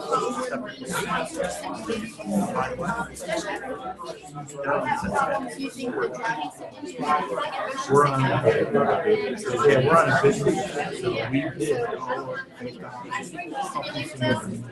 I'm number 2. 35. So when they put out work at 11 o'clock every day, 25 minutes, runs are going out the back. So somebody in the first 5 years, they're going to leave, and run around, hopefully somewhere in Virginia. Or they're going to leave at 10 o'clock tomorrow night. So most reason you know a lot of people are starting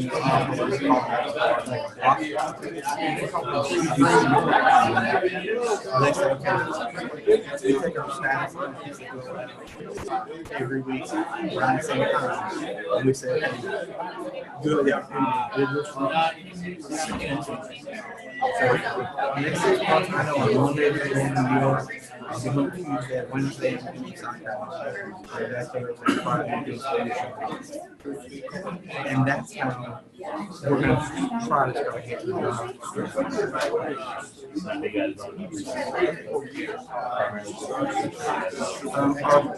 Most of our miles are rated in Virginia, West Virginia.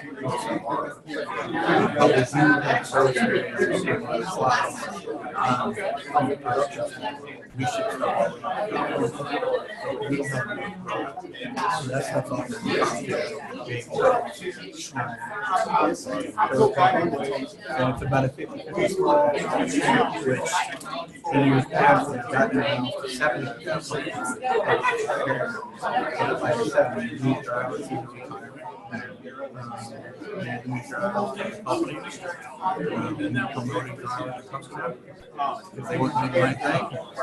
Those numbers are fluctuating all the time, right? So it's tough on scheduling.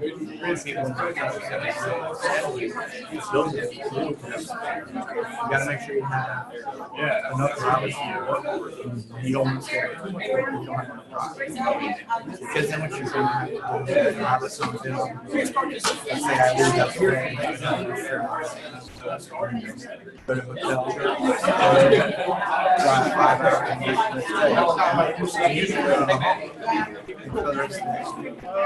now the driver comes in, 6,000 drive, we'll turn you around and say, that kind of people. You guys are great. It's like you think it's verifying that we're always pushing for them.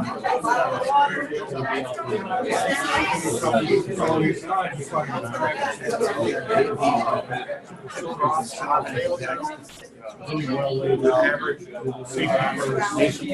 you can figure when you parts and so there's a whole bunch of operations. But then in the next 10 years, they're going to be ready. And I'm saying I was very fortunate to start with I did 33 years.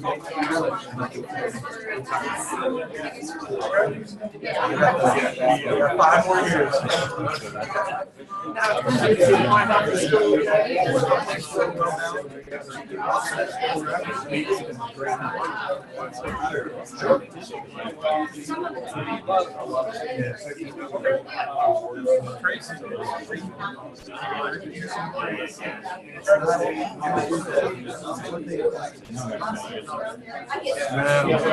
what we're seeing.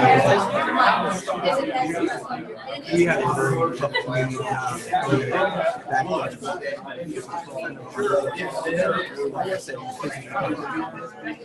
it's hard. It's another thing that we've got to get going to consultation. We have a career and they're really they don't have to seniority. So then by the time they start making people about 10 years old. So now you're going to be 30. Well, now, at the same time, slow down and start to do trip rides go out and try to pick up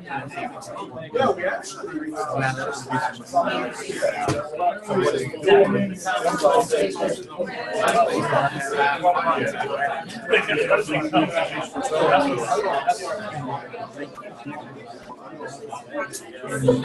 were very blessed. We only had one or two guys.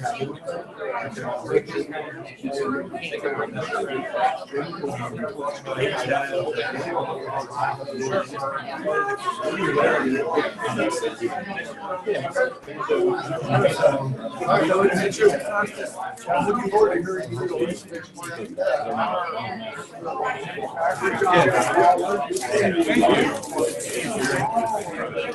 No, it's not there.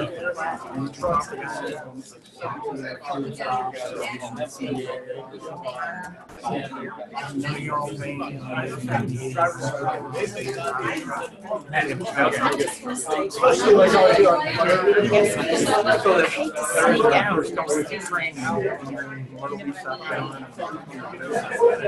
and they're like, I'm done. I'm not doing this. How do I get on the ground? You're gonna have to earn some time under your belt before you can do that kind of stuff. Yeah, but I'm kind of in the, I'm in the road. I'm not in the physical shape. I could stand and lose some weight. But, you know, knee replacement, shoulder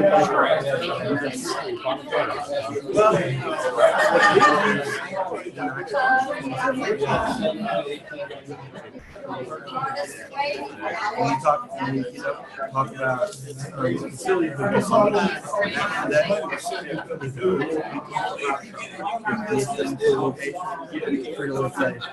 something that's a great word. Well, then we can transparent our projects and training. It's a lot of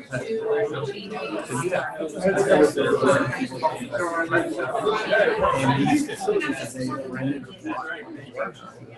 have the standard issue code. So you're dropping that down nowadays, when we move into a new contract, safety claims from Westbrook and Charlotte, North Carolina, can the truck get in for compensation? Like air conditioning not always so we've come a long way. Like I said, a lot of because we weren't always that smart.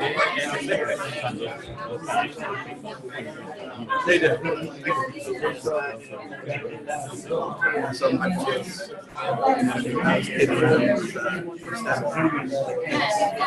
she'll see me and I'll come in and she'll see me and I need to when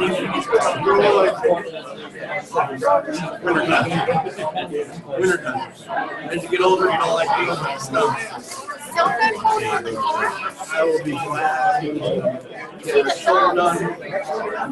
You know what?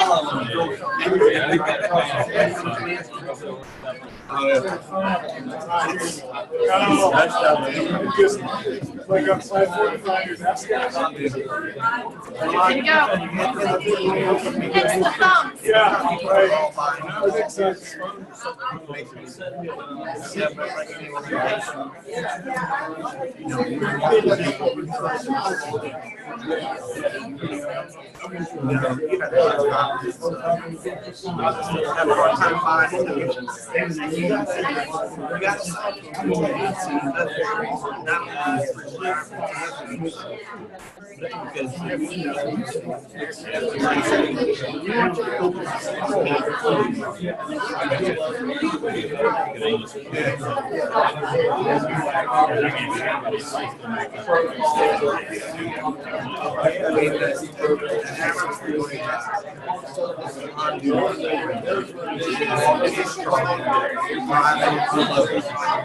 We're working about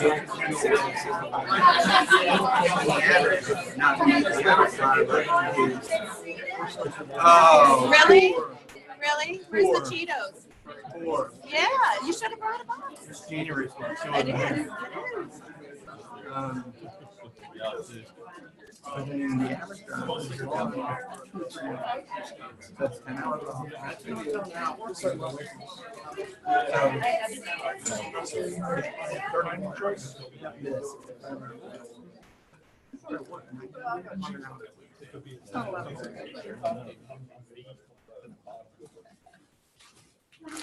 Okay, next up, we have Cisco, Virginia. We have Jennifer Phillips and Lonnie Engel. They're gonna be joining Cisco Safe Operation Safe Driver. So, welcome, Jennifer and Lonnie. This is my first presentation. I'm just kidding. All right, you see that beautiful face up there, don't pay no attention to that. My name, as you said, my name is Lonnie Engel. I've been in the delivery business for probably about over 25 years. So I've seen a lot of things out there on the street. Again, I've been in delivery, routing, training, I've been a safety captain since I started my career at UPS over 20-something years ago. And I started off with safety. I did the Smith system training. I trained employees on being safe and using safe work methods, problem solving. I've had my CDL since I was about 20 years old. So again, so just a little bit of background on me.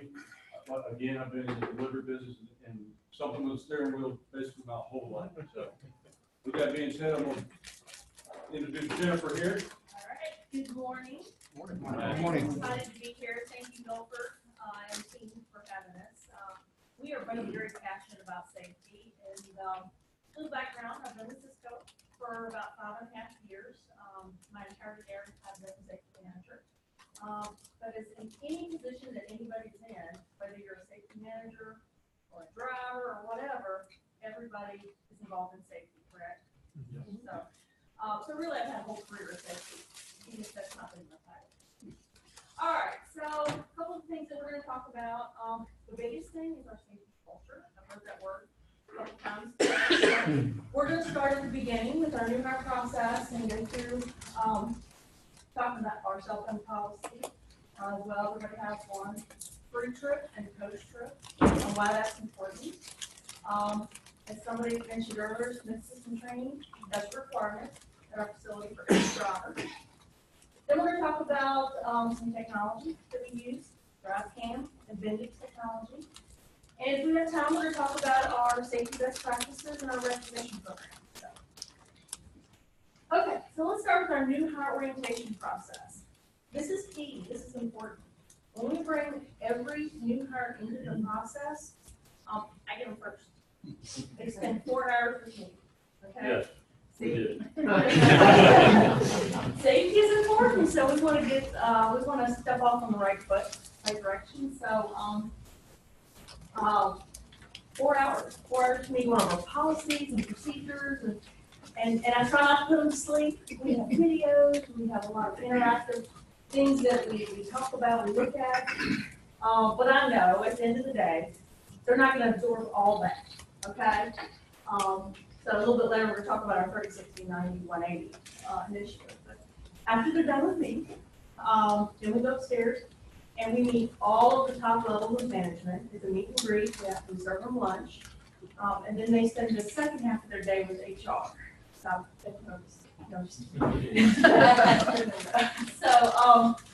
then it doesn't stop there. Our safety orientation is an ongoing process, okay? So then they come back day 2, and there's lots of what we call SIU, Cisco Interactive University, online training. It's not just safety, we mix it up. There's HR policies, there's safety, there's food safety, there's code of ethics, there's lots of different programs that we go through. Then we actually take our drivers, and I'm just speaking to our drivers since the focus is our drivers, but we have lots of different types of positions that we hire. They're paired with a senior driver, okay? The safety again is ongoing. They go out in the field, they see what we do on a daily basis, not just the job function itself, but our safety practices, okay? Lonnie here started with us as a driver and has been promoted to supervisor. So we're excited to have him on board. He's very, very passionate about safety. So it doesn't what? Miller, yeah. So it doesn't stop there. We have check-ins, 30 days, 60 days, 90, and 180. there with different members of management. And it's just kind of to check the pulse to see, how are you doing? You know, got any questions, you have any concerns? Do you have any safety suggestions?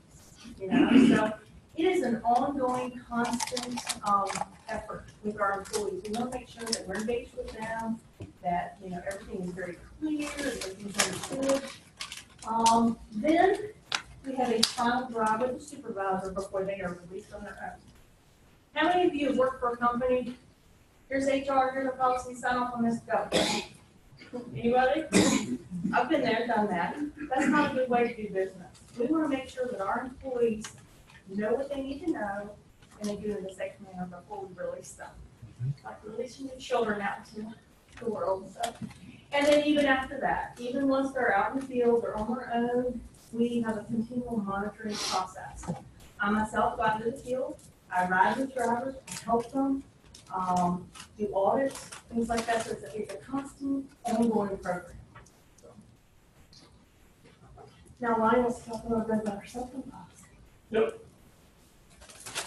As previously stated with Frank, the guys from Cisco and the other gentlemen that talk and stuff like that, every company does have a cell phone policy. If they don't have a cell phone policy, then that's probably why they're not here, in my opinion. Like I said, I've been on the road my whole career in many different vehicles and things like that, even in my personal vehicle. It drives my wife crazy. Okay, if you talk about the speed limit, it's not, the comment he made was it's not recommended, it's the law.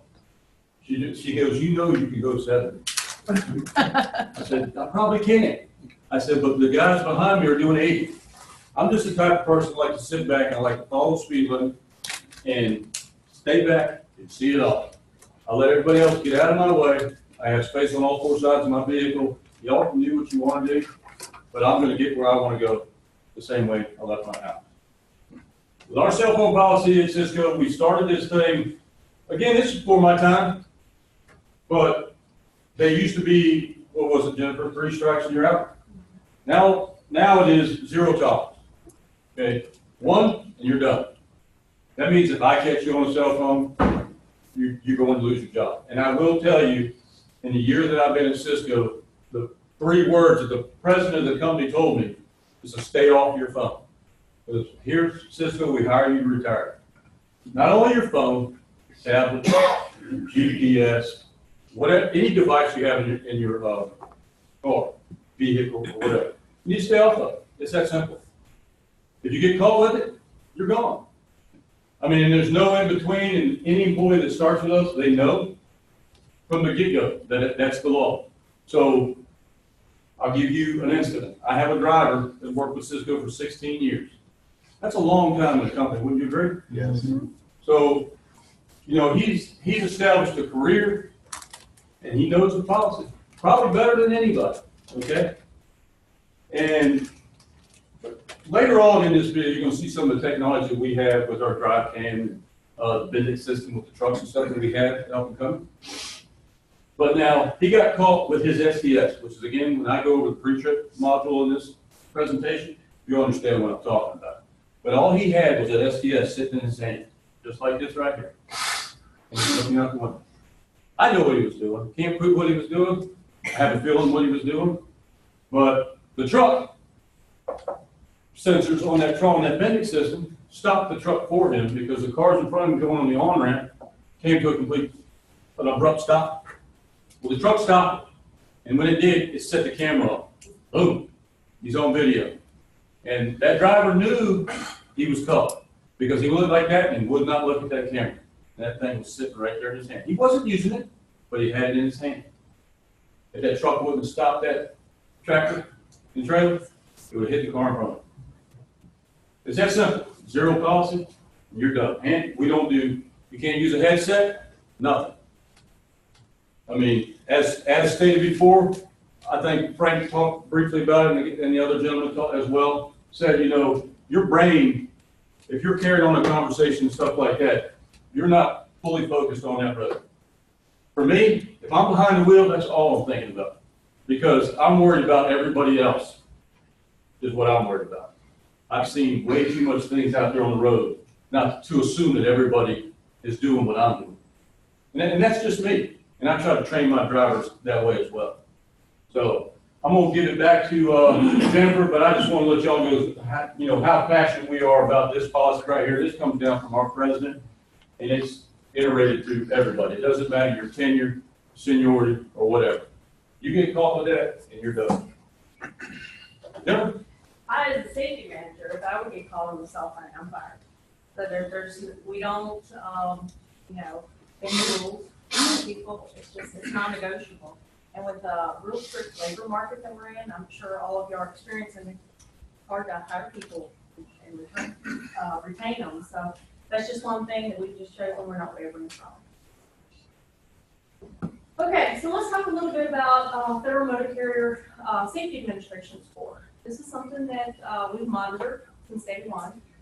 This is when our drivers get pulled over for our roadside inspection. Okay? DOT officer is looking for everything on that tractor and trailer to make sure that it's correct, it's safe, it's operable. So when we kind of started this campaign, as you'll see, there's a couple months worth of data there. We were running around 65, 70%.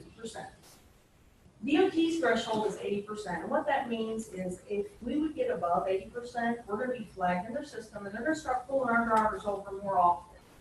It's not a good thing. So when we started this campaign, Cisco had a threshold of 60%. Okay? So we knew we needed to work with them to get it down below the 60% mark. So we had some discussions of what are we going to do? Well, the first thing we decided to do was let's bring in the expert. Let's bring in the DOT officer. We have an annual driver's meeting. And we said, show our drivers what you're looking for. Because unfortunately, in some of the driving schools that our drivers go to, it's changed over the years and it's evolved, but you have a driver that's been out there for 20 years. What was their training like 20 years ago? And they taught exactly what to look for a DOT roadside inspection. Even if they were taught everything, it's a good refresher. So what we did is we had an officer come in, spend the day, going around the truck, talking about exactly what they look for, why they look for it, why it's important, what happens if you get put out of service and you choose to drive off. Not only is the company fine, but the driver themselves are fine. That was a real big eye-opener. And to her point, a lot of these new drivers do not understand what she just said, that they can be fined. That is their license. CDL drivers are considered a professional driver, whether you're in that tractor trailer, box truck, or whatever. Even in your personal car. When they see that CDL, they label you as a professional driver. Is that simple? So we started off with that. And I'm going to show you the results at the end, but Lonnie's going to talk about why it's important to have a proper pre-trip and post-trip. Yes. I know. Again, at SDS, I was telling you guys about, this is our driver's handheld computer. Every driver has one. And I'm not going to get too involved in that, but I'm going to show you how this thing works and what we do at Cisco to make sure we're Cisco safe and to make sure that we are compliant with DOT laws. First and foremost, you must complete a pre-trip and a post-trip every day. It has to be logged somewhere, whether it's on this. Again, with new technology and things like that, this allows us a lot of different innovations and things like that. You still have to manually keep a drop, the paper log in the truck for backup. To be honest, computers always go down, right? They do. So in the next couple slides, I'm going to go to the pre-trip, and at the end of this, I got a little video with the lift gates, and I'm going to start talking about the safety, the ergonomics, and different things like that, some of the things we do. I'm kind of tying it all in together so I don't do slide after slide. So, all right. Is this the video? Yes. Yeah, this is a video of what every one of my drivers, or every driver we have at Cisco, have to do to start their day. And basically, this is a hookup. And if I can figure out how this... I think the gentleman in the back will get it for you. All right. Did he start? Yep. Yeah, it started. There's no okay. Right here, the driver has to back the tractor into his trailer. Okay, as you can see, he's backing up slow right there. And he's not just rumming in there. The four ways are on. Notice those four ways are on. You can't really hear the video, but as a driver, you can actually hear that fifth wheel lock to that kingpin. Okay? And the driver's he does a little tug test to make sure that his two units are connected. He's going to get out of here. Again, we brought this up before, using 3 points of contact. We're man back there brought that up. And what he's looking for back here, he's going to he's actually gonna crawl underneath, not crawl, but go underneath the trailer. He's actually making sure that the kingpin is locked to that fifth wheel. Okay? For us, because we are hooking two pieces of equipment together, that is probably the most crucial part. You're gonna see through this pre-trip that it always brings us back to that, checking that fifth wheel placement again at the end of it. Can I add one thing in here? You can. I know it wasn't part of our presentation, but it just came to mind. Not doing a proper hook to your tractor and trailer, it can hook just enough, then you got on the road and you can have a trailer detachment. So, it's just a couple seconds, but it's extremely important, and if you go out and look enough, you're gonna see all kinds of, accidents because it didn't hook, and you go down the interstate and they detach, and fatalities can happen. Absolutely. That way, so that couple seconds is just really, really crucial. Not only when she's talking about that hookup, fifth wheel not being properly greased and things like that, wore out. I've seen it done. I've had one of my trailers do it, where it's been hooked up, driver did everything right, but the fifth wheel inside was worn out, and it did catch around that ring on the kingpin. Hit a bump, trailer bumped up, and rolled down the road. Luckily, when the airlines came off, it stopped it pretty well. But still, somebody would have been behind that car, that would have been nasty. All right, moving on to the tractor pre-trip. What we have at Cisco here, every piece of equipment we have, this is a little barcode that you'll see. That is the equipment number right there. So if I'm driving that tractor for the day, it's got a barcode. That driver has to go and log in right here to his pre-trip inspection. Now, he can't do any part of his day until he logs into that. He cannot go to his route and start his route without doing that. It won't allow him to do it. If he can do it, they haven't figured it out yet. Let me put it to you that way. Okay? So, he'll go into that right there, and you'll see right here where he has to sign and everything. I'm going to take you through each step, because each location on the tractor and the trailer, you have to scan this barcode. And I'll briefly tell you what they're looking for. I mean, I'm not going to give you a complete rundown of a DOT, of a pre-trip inspection. I've already taken that test many, many times. That's a lot of talk. So, okay. You scan the equipment. This is section number 1, inside the cab. And if you look on here, right there, it brings you up right there. It says cab. You look to the left, front. I got the cab. I got the left of the truck, front of the truck, and the right of the truck. When I scan that right there, what I'm looking for, it takes you into a little, you can't really see it on here. And again, it tells you, when you scan it, it times you for that section of that vehicle. What I'm looking for in the inside of the cab is obvious if you drive anything. I'm making sure there's nothing on the floorboard, nothing going around where it gets caught underneath my pedals. I'm making sure I got my 3 triangles, my fire extinguisher, and things like that, and everything's in its proper place, is what I'm looking for. Again, what I like to tell my drivers, part of your pre-trip on the inside is make sure you check the fuel. Don't call me 10 minutes down the road when you're out of gas. It's not good. Because that should be part of your pre-trip. All right, next one. I guess you got those two together. When you get out of the truck, you go to section number 2. This is the driver's side of the cab. And again, you just scan that. It's going to populate up, and it's going to give out, I think it's 35 to 40 seconds on this part of the pre-trip. And again, you see my little cone sign right there? We got those in all of our trucks. It's pretty neat. So add that to you. But basically, when the driver scans this right here, he's got that time limit to go down the side of his truck and pre-trip that side of the truck.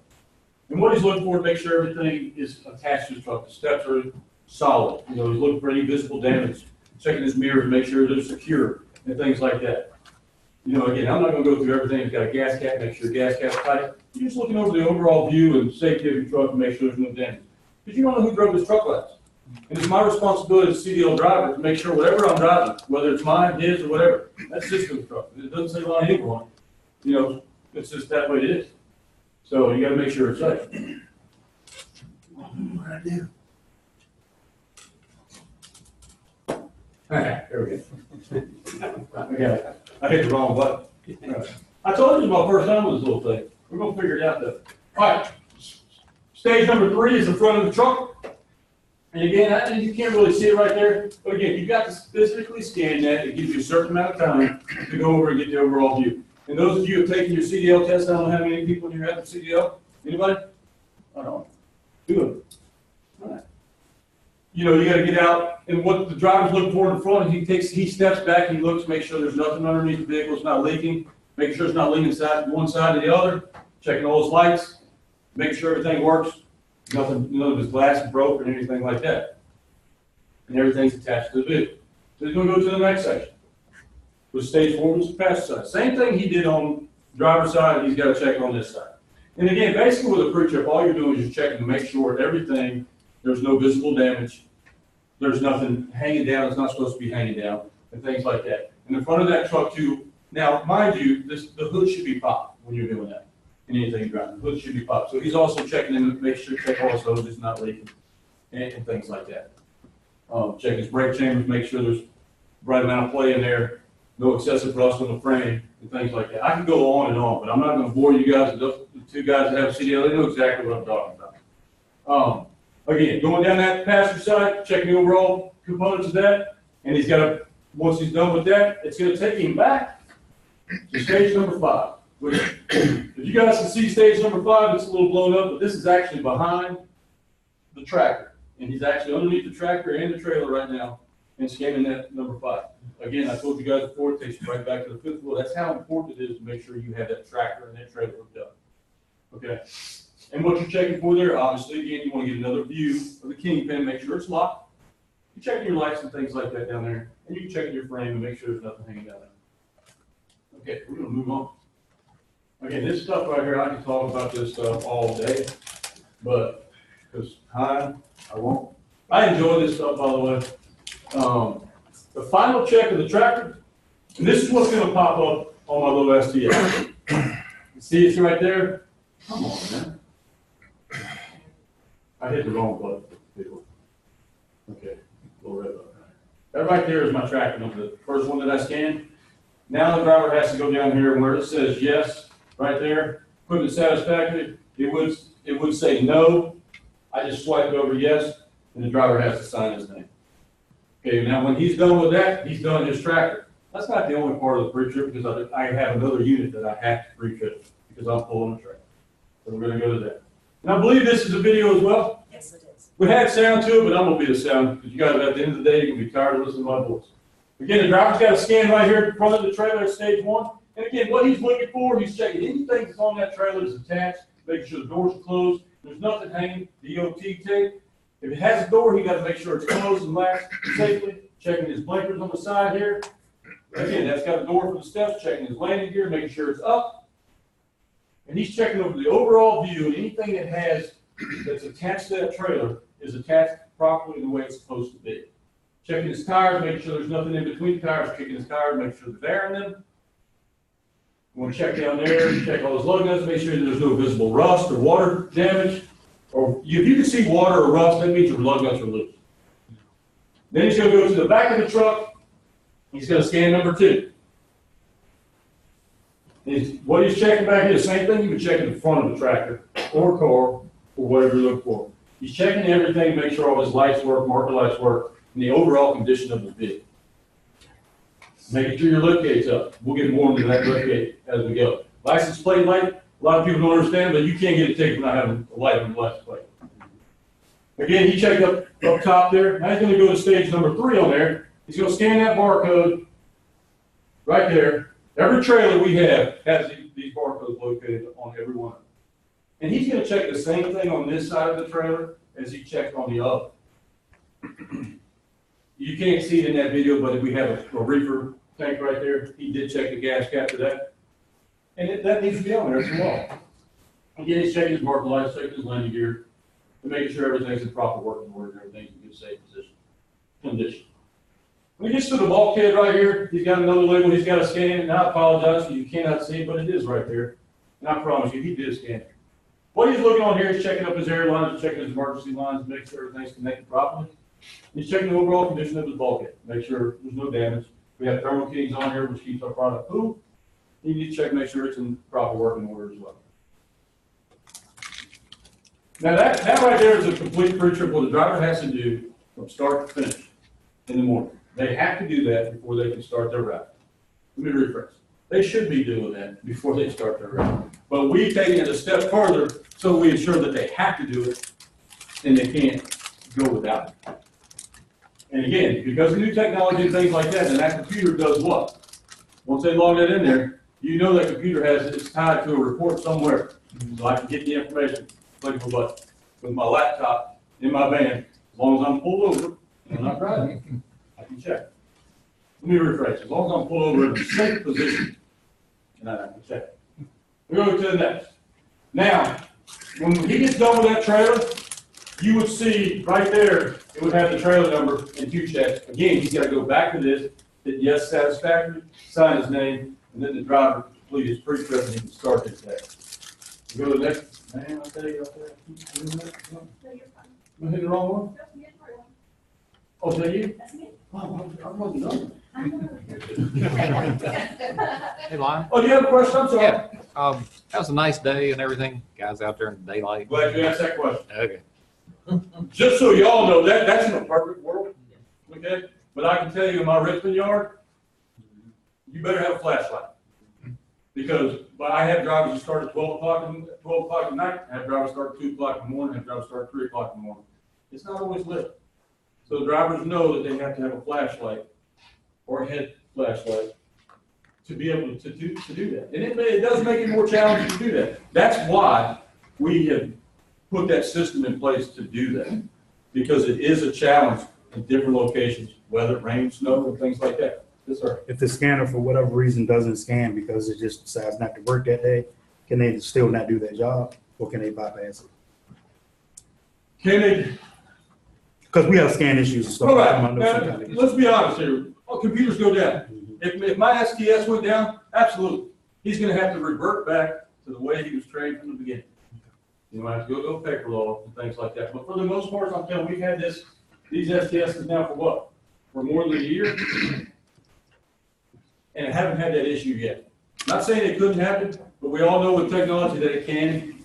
But again, with technology, the way we're growing and things like that, you're going to see these new devices and things like that. It gives the company more input and things like that, and it gives us other ways to make sure our people are doing what we're supposed to do.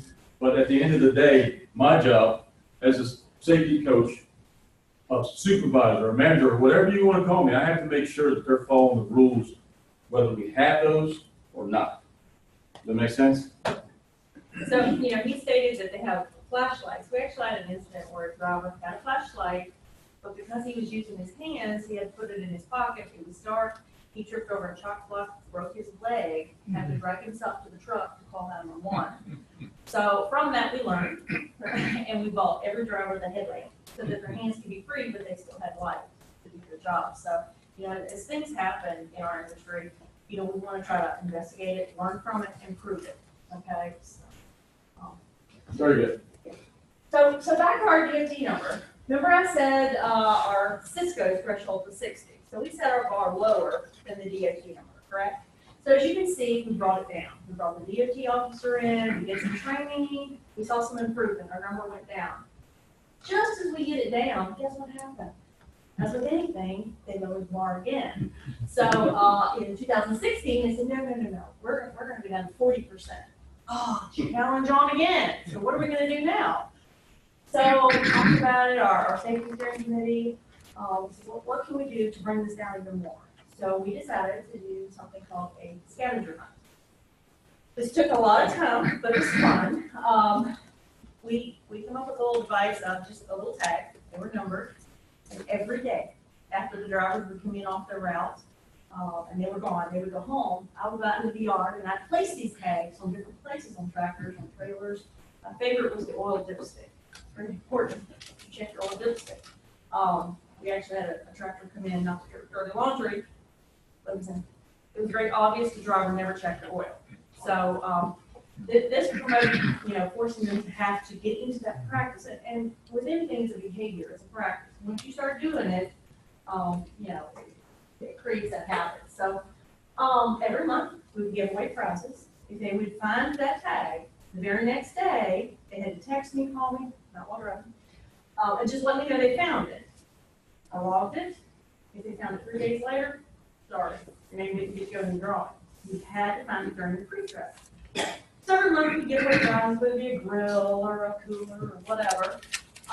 And then at the end of the campaign, it was a 6-month campaign, we gave away a 4-wheel. So it was a huge incentive to. I did not win that 4-wheeler, by the way. But as you can see, when we did that, our numbers dropped again.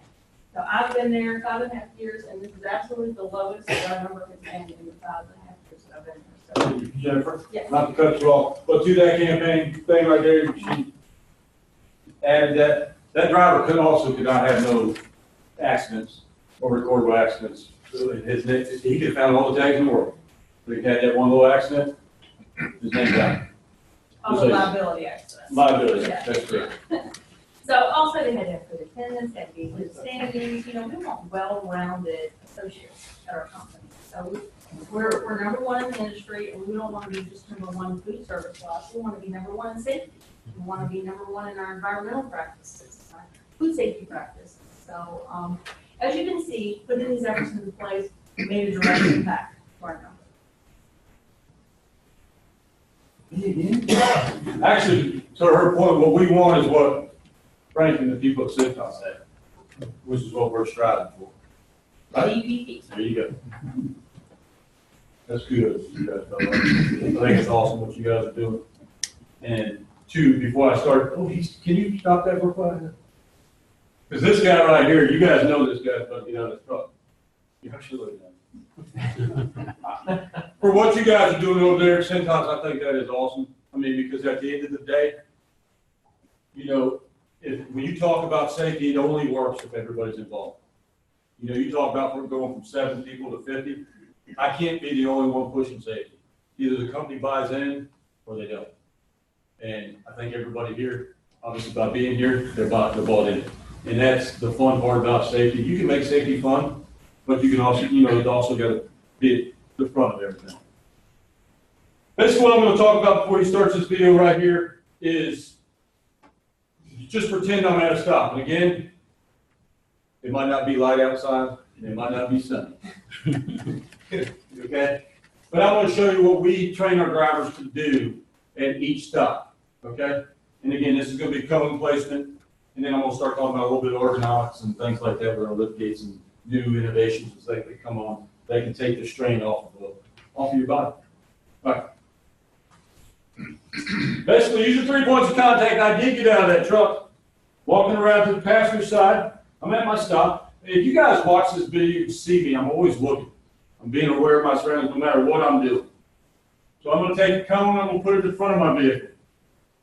This tells the general public, hey, this guy's probably not going anywhere. There's an orange cone right there. Okay? Walking down the side of my vehicle, again, I'm just looking. Always, anytime you're walking to your vehicle, and I think it's been brought up a couple times, you want to check the overall, you want to just keep your eyes moving on anything. Now, because this trailer right here has a lift gate, most of our trailers, I'm going to say probably 90% of them have lift gates, and we're working towards 100%. I put my cones out to lower my lift gate. And again, if I didn't have a lift gate, as far as using ergonomical principles and things like that, I would have to climb up that trailer. Okay? Wouldn't be good over the years climbing up and down. I'll be 48 this year, and I like this lift gate. It's nice to me. So, again, it is mechanical, just like computers, they do break. So coming down, you see the cones right there. You can stop that real quick. Is that possible? Hey, come in the time session. That's fine. We can roll with that. But you'll see the cones are right there. The reason why those cones are right there is so the general public, as they're driving in a parking lot down the street or things like that, hey, that guy's cones out. It's there to make sure they draw awareness, but it's also to let them know, don't come around me too quick, because I got a lift gate sitting on the ground. Okay, I've had instances where my lift gate's been up, and a guy came out, cones were out, back right out of the parking position. Of course, you know that. Did he look both ways and look behind him? No. He was in a hurry, eating a donut, whatever, being distracted, and he backed right into the lift gate and broke his back window. Whose fault was that? His. No, it was mine. It wasn't me, it was my driver's fault. That went away real quick. So, yeah. But anyway, That's why those cones are placed at the back, whether I had a lift gate or not. It just lets the general public know that we have, when this truck's parked, you're gonna see cones all around. Well, not all around, but at the front and the rear. You can roll the video. This lift gate right here, you notice I lifted the ramp up right there. And a lot of people don't know this, but that right there is also a safety device. So when you're pulling something off, it doesn't go anywhere. Now, what this allows me with ergonomicals and different things like that for my body, so I don't have to bend over and I can stay in my power position and things like that. I'm gonna stop my lift gate probably, I don't know, right there. I'm gonna go ahead and open my trailer. Now, if you guys notice when I opened my trailer, I wasn't bent down like this. It was just one steady motion, okay, and I let it up. Did I do that? Just checking.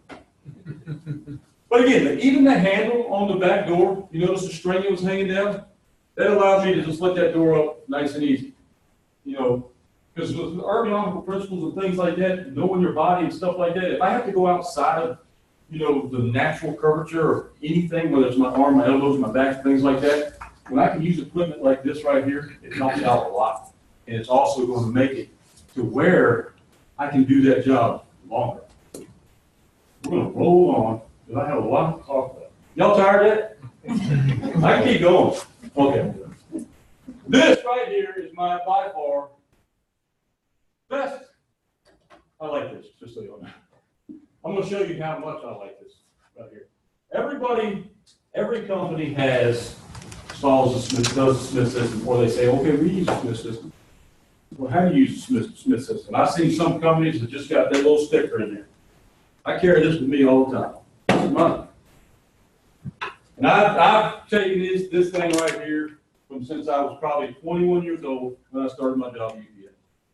And I've lived by this every day.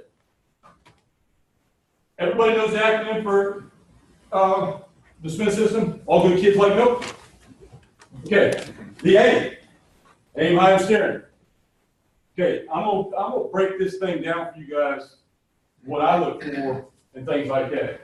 I can talk about aim, high, and steering and things like that, but I want to know what it does for me. Okay? I think I done broke something. Maybe not. Okay, aim, high, and steering. What does it do? It keeps your eyes ahead of the car in front of you. It's real simple. If I'm focusing, if I'm aiming high and steering, I'm looking ahead. Keep your eyes ahead of the car in front. You should always be looking where your truck or car vehicle is going to be instead of where the tail light's right behind you. Key phrase of that is look ahead where your vehicle will be. I'm sorry, because I'm looking at this is very small, by the way. And I do not yet have to wear glasses. I'm sure it's coming. The key phrase is find the safe path well ahead. You use the Smith system? Familiar with any of these? Very good stuff. If everybody in the world used this right here, we'd be a much better place. Okay, so the key phrase is find the safe path well ahead. We're going to go down into the next one, which is get the big fish. Okay, how do I do it? I'm going to maintain a proper following distance. Now, the proper following distance for some companies is different, but yet the same. This was mine. Okay, and just what I go by. The general rule is 1 car length for every 10 miles an hour. We've all heard that before. Probably back in the day when it first started, things like that. But I like to use, for speeds under 30 miles an hour, it's what, 3 to 6 seconds. For speeds over 30 miles an hour, it's 6 to 8 seconds. Key phrase for that right there is stay back and see it all. I told you guys before, stay back and I'm seeing it all. I'm letting them do what they want to do and I'm going to take care of things. Keep your eyes moving.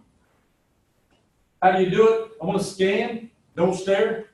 Don't develop any eye-holding patterns. If that makes sense to you, it's easy. Guy mentioned before, you can go into a daze and things like that, thinking about what's for dinner and things like that. I want to scan to the front 2 seconds, rear every 5 to 8 seconds. The key phrase to that is scan, don't stare. It's obvious to me, right? There's a lot more in here, but I'm pressed for time, so I got to keep moving. Okay, leave yourself out. You want to be prepared. Expect the unexpected, and always have to make sure you have space on all 4 sides, but always in front. I think the guy brought it up before. Space on all 4 sides, going in front. And leave. How many times are you going to stop at a red light? Car in front of you breaks down. Well, if I'm right here, I can't get around him. Same thing goes to the park position when you choose your park position when you're making a delivery. Park where you can leave yourself out. If I'm pulling away, instead of every time I put that tractor in reverse or car in reverse, I have a 99.9% chance of getting into an accident. Back in accident, the number one cause of an accident in this industry. Bottom line.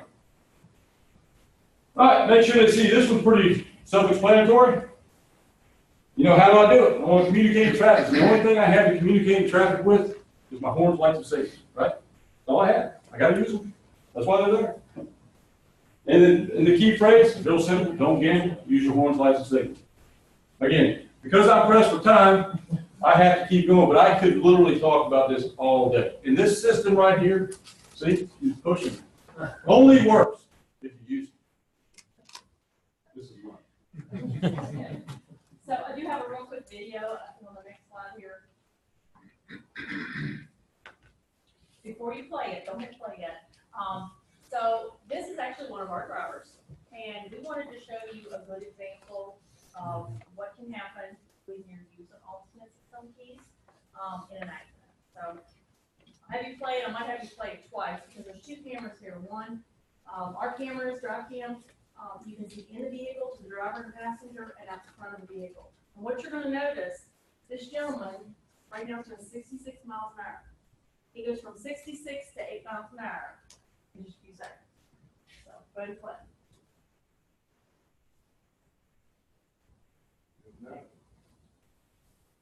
You just click on it. It's so good, I want you to see it. Try to lower it. A little bit lower. A little bit lower.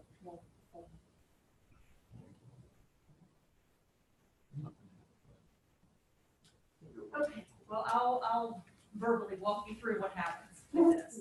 So as you can see, he's maintaining the proper following distance. And what you can't see is behind this tractor trailer alongside the road is a van.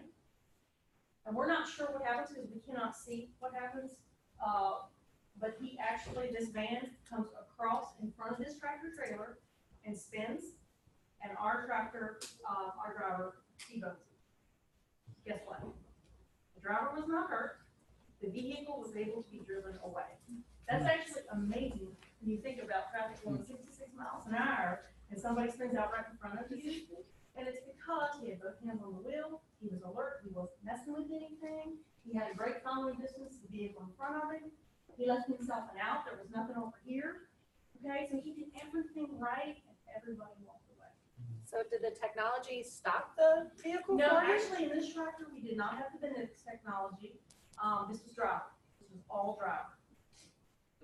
So I'm in the early discussion phases with Lytics as well as a couple other camera companies. How long have you guys been using them? The Lytics or the drive cam? Well, We've had drive cam for, same company, but. Yeah. I think since about 2015. So did you go with internal and external facing cameras from the start? Or did you grow? Okay, so Yes. what type of pushback did you get about Oh, my. internal and how did you overcome that? The first pushback was obviously the drivers, and I don't want to be spot on 24 hours a day. That thing is not, it has the capability of videotaping 24 hours a day, Yeah. but it only records when a trigger It's happens. event-based recording, Right, correct? whatever your company determines the event to be. Yeah, Well, actually what happens is there's certain triggers that has to happen to kind of set that camera off. yeah, it's got a gyroscope, it measures braking. and- Going around a turn, it triggers it, and once that trigger happens, it actually backs up 8 seconds, goes forward 4 seconds, and that 12-second clip is what gets sent to us. We want to see what happened before impact. Were they on their cell phone? What were they doing? Okay, so I just wish this would play because this is a great example It's not of gonna our play anymore, driver but doing everything it's- right. it is a very good video. And this system right here, even before I came to Cisco, I had something similar to that. And if you don't have that, this is a very, very good.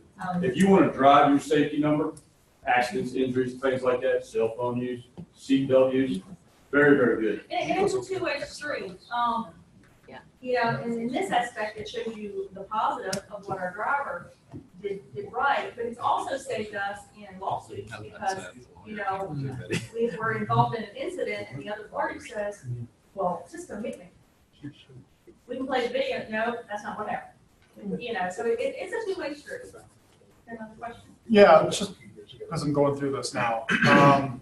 Legal pushback or involvement, executive level pushback or involvement, tell me a little bit about that. No, actually, the executive level wanted this. So Okay. the only pushback we got, and it was very short-lived, was our drivers, because they weren't used to it. It was Big Brother watching them. Yeah, But, it's not going anywhere, it's accepted, they get it, they understand it, they forget about it, they get on the phone, and they get a bump, and it goes off, and they're fired.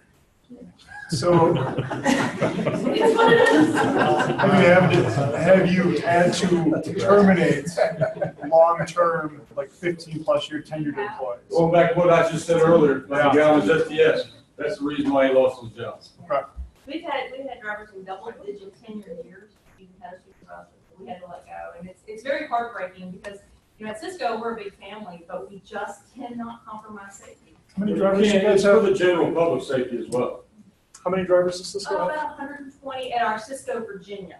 Worldwide now, it could be a staggering number. Do you have this company-wide? Yes, You do, okay. Then how many drivers does this affect? all of them. No, I mean, like, what's the actual number though? I'm trying to get some scale. Company-wide, I don't know, I know it's Cisco, Virginia, it's about 120, but we also have it in our, we call our hot shot vehicles, our supervisors. It's in anything that's got wheels, that's got a Cisco logo on Yeah, Okay, any Yep. company vehicle has this, okay. yes. Cost per vehicle for Oh, I knew somebody was gonna ask me that, and I don't know, but we can get that information. and- Depends on how many- each car that you could. Depends on how many vehicles have. Yeah, it does depend on your fleet size. Is there a way to ensure that it's online? Oh, this is monitored by an outside company.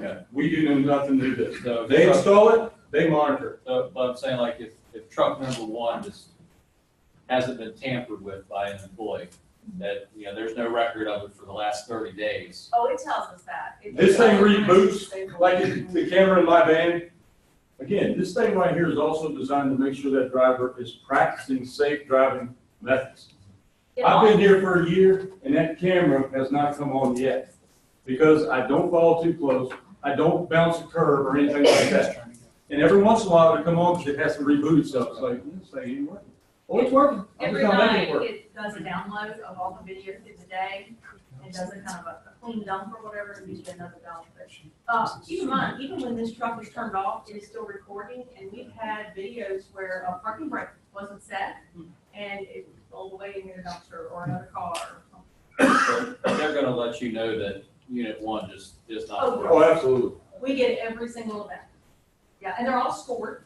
There's severity, 0 to, I thought 10 was the highest until I saw one come through that had 15. And in 12 seconds, there was 3 opportunities that driver should have been involved in the collision and wasn't. It's like watching the whole video, that he's no longer with us. So it becomes a coaching opportunity. I guarantee- Some- Yes. I probably guarantee we're probably gonna have a lot of questions about this right here. Yeah. We get through this right here, I'll be more, but we can answer all your questions on that right there once we wrap that up. Because, I mean, you could talk about this. This is a very awesome, safe, Highly recommended. highly recommended. We're not paid by them. No, we're not, I mean, but it helps. Any other questions? I do. So for those of you that I haven't met yet, I'm Debbie Jennings with the Chesapeake Region Safety Council. We're a National Safety Council chapter. So I've had a couple different jobs. I used DriveCam in a research study for 220 kids over a 1-year period. Each kid had the DriveCam system for a year. In that year, with the same standards, 20,000 events of heartbreaking, and it was a great coaching technique for parents to use. And I don't remember if I just said it, it's $1,000 a system for us, for the initial purchase. So, and it was very much worth it. And the second thing I wanted to ask is, and this will probably be a one-on-one conversation with some of you. One of the programs that we promote is Alive at 25, which is a class for teens and young adults under age 25. One of the messages in that class is that a driving choice that they make can affect their lives forever. And we have our law enforcement instructors discuss with the teens future of employment possibilities if they have a track record. So my question to you after all that is, you didn't mention it, how closely do you screen your drivers before they get hired? Is that considered their driving history? And what's the standard across the industry for issues before they get hired to be a driver? Okay, so of course we have to look at their MVR, their vehicle Right. record, and look at their history, because we want quality drivers. So, we look at their past history and things like that, and they have to have minimum of a 1-year driving experience. Okay. Not a lot, I don't think, in my opinion, but, as everybody can attest to, the market right now trying to hire people is very tough. So, before they get hired, they still have to go through a drove test with us, because we do want to see their driving habits and skills. Yeah, there's some checks and balances. They can't have more than 3 moving violations in a 3-year period as well. That's what I was looking for, because I'll have my instructors relay that during the class, is that there are standards across the higher level companies, and this can jeopardize your careers in the future. Absolutely. Okay, thank And you. we check their driver record every year to make sure on their personal level that they're still meet the standards as well. Okay, thank you. Jennifer, do you have any, everything has a logo, Cisco logo has the system? Yes. Do you have any salespeople that drive non-loaded vehicles that this would affect, or? Very good question. Or anything that you may pay, Cisco may pay the insurance package or something on that vehicle? So our sales team, they drive their own personal vehicles, but Okay. they are still held to our standards. They don't have a camera in Right. their face, but if they're calling the Okay. cell phone. Yeah. So, I need to wrap it up, so, I'll be happy to answer any questions after this, so, thank you very much for your time. We're done. Can't show the vendor thing.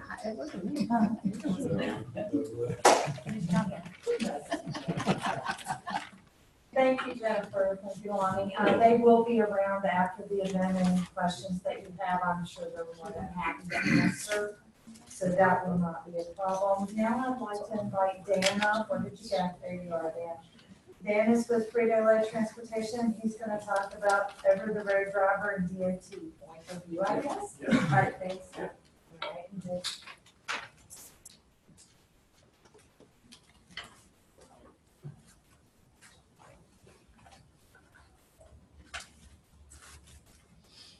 All right. Again, my name is Dan Wilson. I've been with Frito-Lay for 27 years. I'm an over-the-road driver, smooth system instructor. Took a lot of step out of my game today talking about smooth system, but it is a very great tool that we use every year, and we'll get into some of that as we go through the presentation. A little background about us at Frito-Lay in Lynchburg, Virginia. We are a manufacturing site, and we have 44 team members total. We have 35 over-the-road drivers. We have 5 part-time drivers. We have 4 diesel mechanics. We have 4 administration people, evening dispatcher, networking, revenue, payroll, WCMS, which is our repair maintenance systems, Telmar, which is a third-party company that Frito-Lay subscribes to that keeps all of our drivers in DOT compliance. We'll talk a little bit about that in a minute. And our TMAP admin, who basically goes over and checks all of our drivers' logs on a daily event of the trip that they're in from the day before. Make sure that we're in compliance with the highest standards of DOT. We have 2 managers, a traffic manager and a fleet manager. Both those managers kind of separate the team of all the drivers. They own some of the drivers, and the other manager owns the other part of the drivers. We are a VPP manufacturing site as well as a traffic center. The traffic center went out and got a VPP certified independent from the plant. Milfordville was it? I think it was 8 years ago now. 8 years ago? Right. Yeah. So we're here to kind of show kind of some best practices and kind of the vision of what we look at every year, what we want to set out to accomplish. So win is 1, 0 lost time injuries, 0 accidents, 0 injuries. We want to make sure that what we're doing out there is the best for our people as well as the motoring public. We want to make sure we keep our sales force up to speed on all this as well, and we'll get into some more of that also. Some of the things from an internal Frito-Lay perspective that we look at is on-time delivery and platinum service to our customers. About 95% of where any Frito-Lay over-the-road driver delivers to is to our own facilities. So a little different from Cisco, where you're delivering a bunch of different customers. The majority of our customers are our own sales force. And that would be either in a distribution center type atmosphere or in a bin location. We'll cover that here shortly. Kind of what we have and what we do as far as our assets. In Lynchburg, we have 38 tractors. 13 of those are single axle day cabs, and 13 are tandem, and 25 are single axles. We have 86 trailers on our yard at any given time, and they are a 53-foot E-van trailer. So it's not a straight frame trailer like Cisco is showing. It's a drop deck trailer. We have higher cube capacity in our trailers. Also comes into play a lot with the way we unload. And we'll get to that here in short. Mode of delivery, 50% of what leaves out of Lynchburg is on company fleet, and the other 50% is going out on common carriers. So J.B. Hunt, Schneider, that type of thing. We are one of the larger manufacturing plants, and that's why those numbers reflect the way we are. Again, there is a national driver shortage out there for over-the-road drivers. So we are faced with drivers that are getting up in age, getting toward retirement. Some drivers we lose to other other competitors, and then some drivers, it does happen, we promote customers. Not doing the job, not fulfilling the needs and expectations of Frito-Lay. So we run about 160 loads a week on company fleet out of our facility, 4.4 million miles out of those 40 drivers we have out of Lynchburg, Virginia. 70% of the volume is going to plants and distribution centers, which is primarily drop and hook work, and 22% is delivered to bin locations. And again, we'll get into the bin locations and why that's so important for us with what our drivers did. A lot of it has to do with ergonomics, because a bin facility is where a driver pulls up to. It's an unmanned warehouse. It's where the people, the little 18-foot route trucks, the sales people are at. They're more commonly known in rural areas. So you'll have a 53-foot trailer pull up to literally a lot of these Bob's storage facilities, the U-Packet storage facilities. We deliver to some of the most crazy places you could ever imagine, trying to fit a 53-foot trailer into. But that's where Frito-Lay has acquired space, they rent space. The people from the sales force, that's kind of their warehouse where they unload, where they load their truck out of what we bring to them. So, some of the keys to success for our safety program is clearly define safety priorities, deliver safety excellence, 0 injuries and 0 accidents, engage core safety team, team member led safety program, sister brother keep a mindset across the team. That is probably the biggest win for our facility. You come out and sit in one of our safety team meetings. We have 7 core safety team members out of 35, so it's relatively large number of people that sit on our safety team. 7 drivers, 1 admin, and 1 manager, and the shop resource are all involved in our safety teams. We try to hold safety team meetings monthly or every other month, depending on how our volume is, but definitely once a quarter. And at those safety team meetings, we conduct them in our driver's room. So throughout the course of the day, we're 24/7 dispatch. We got people dispatching from midnight to 11 o'clock at night, around the clock. The drivers are coming and going, and we hold our meetings over a 12-hour period. So when you got drivers coming in, safety team sitting right there at the table working, it's a great time for a driver who you may not see for 2 or 3 weeks at a time, come in and say, hey, I got a great idea of something you guys can go work, or we may have some information that we can share with them, some feedback that we've gotten about something they may have turned in. We use safety concern report feedback from all of our drivers. They have a form that's in the driver's room where they can fill out any safety concern. It may be equipment related, it may be a facility that they deliver to, say, hey, the lights are out in this facility down in South Carolina, delivered there at night, it didn't have much light. And it's something that we work on as a safety team to go make sure that the facility is repaired properly. When they turn in the safety concern report, their report is, when it gets finalized in the bench shop, our traffic manager has to report back to that driver who turned in the concern report and let them know that it was addressed and fixed. Some other tactics, again, Smith System is probably our key #1 safety training and retraining tool. Day one, when we have our drivers come on boarding, day one when they're filling out all their paperwork, signing their life away to Frito-Lay, making sure they got all their DOT compliant paperwork filled out. After lunch, the next thing they do is they sit in a 3-hour Smith System class and actually go out and do a ride-along program with the Smith System instructor. so they know where that's at. And that has been Freelance's philosophy. It's 27 years that I've been there, so they do buy into it heavily. We do our Smith System ride-along program. We reevaluate our driver once a year, and it's year-round. So we have 35 drivers, we have 7 instructors. So what we do is, this month, this instructor may take these 5 guys. And what they do is, it's not a trip around Lynchburg and say, hey, check the box, you're done. What it is the driver, all of our work is bid out by seniority. So you have guys bid on runs, okay, you got to award a run tomorrow, let's go to Myrtle Beach, South Carolina. After the driver has his run, the Smith System instructor will reach out to him, call, text, say, hey, I'm riding with you tomorrow. And that way you have a whole day or 2-day trip integrating, working with that driver. It also is very helpful that one of our Smith System instructors is our ergonomic instructor. So it's a good point to give the driver feedback and coaching on when to do ergonomics. Yes. Did I hear correctly that you've got 7 Smith trainers for 35 drivers? That's like a pretty high. It's very high. We sometimes get some pushback about that, about the cost of being recertified every other year. But Do those Smith trainers have other responsibilities, or are they solely driver trainers? Just driver trainers. So you've got 7 of them. Wow. Okay. So these are trainers, not evaluators. Both. We train, and then we do driver evaluation and feedback on the once-a-year ride-alongs. And then also we use Smith System on retraining. So if a driver was involved in a preventable accident, before the driver can be released back to duty on his next tour of duty, if he's still employed with us, he has to take and go out on a Smith System certified run. Yes. So how many evaluations are getting done annually then with that many people available? We get all the drivers done at least once a year. Oh, at least once. Okay. Yeah. And then how do you determine when you need to do retraining on Smith? Is it just accident reactive, or do you have a protocol for that?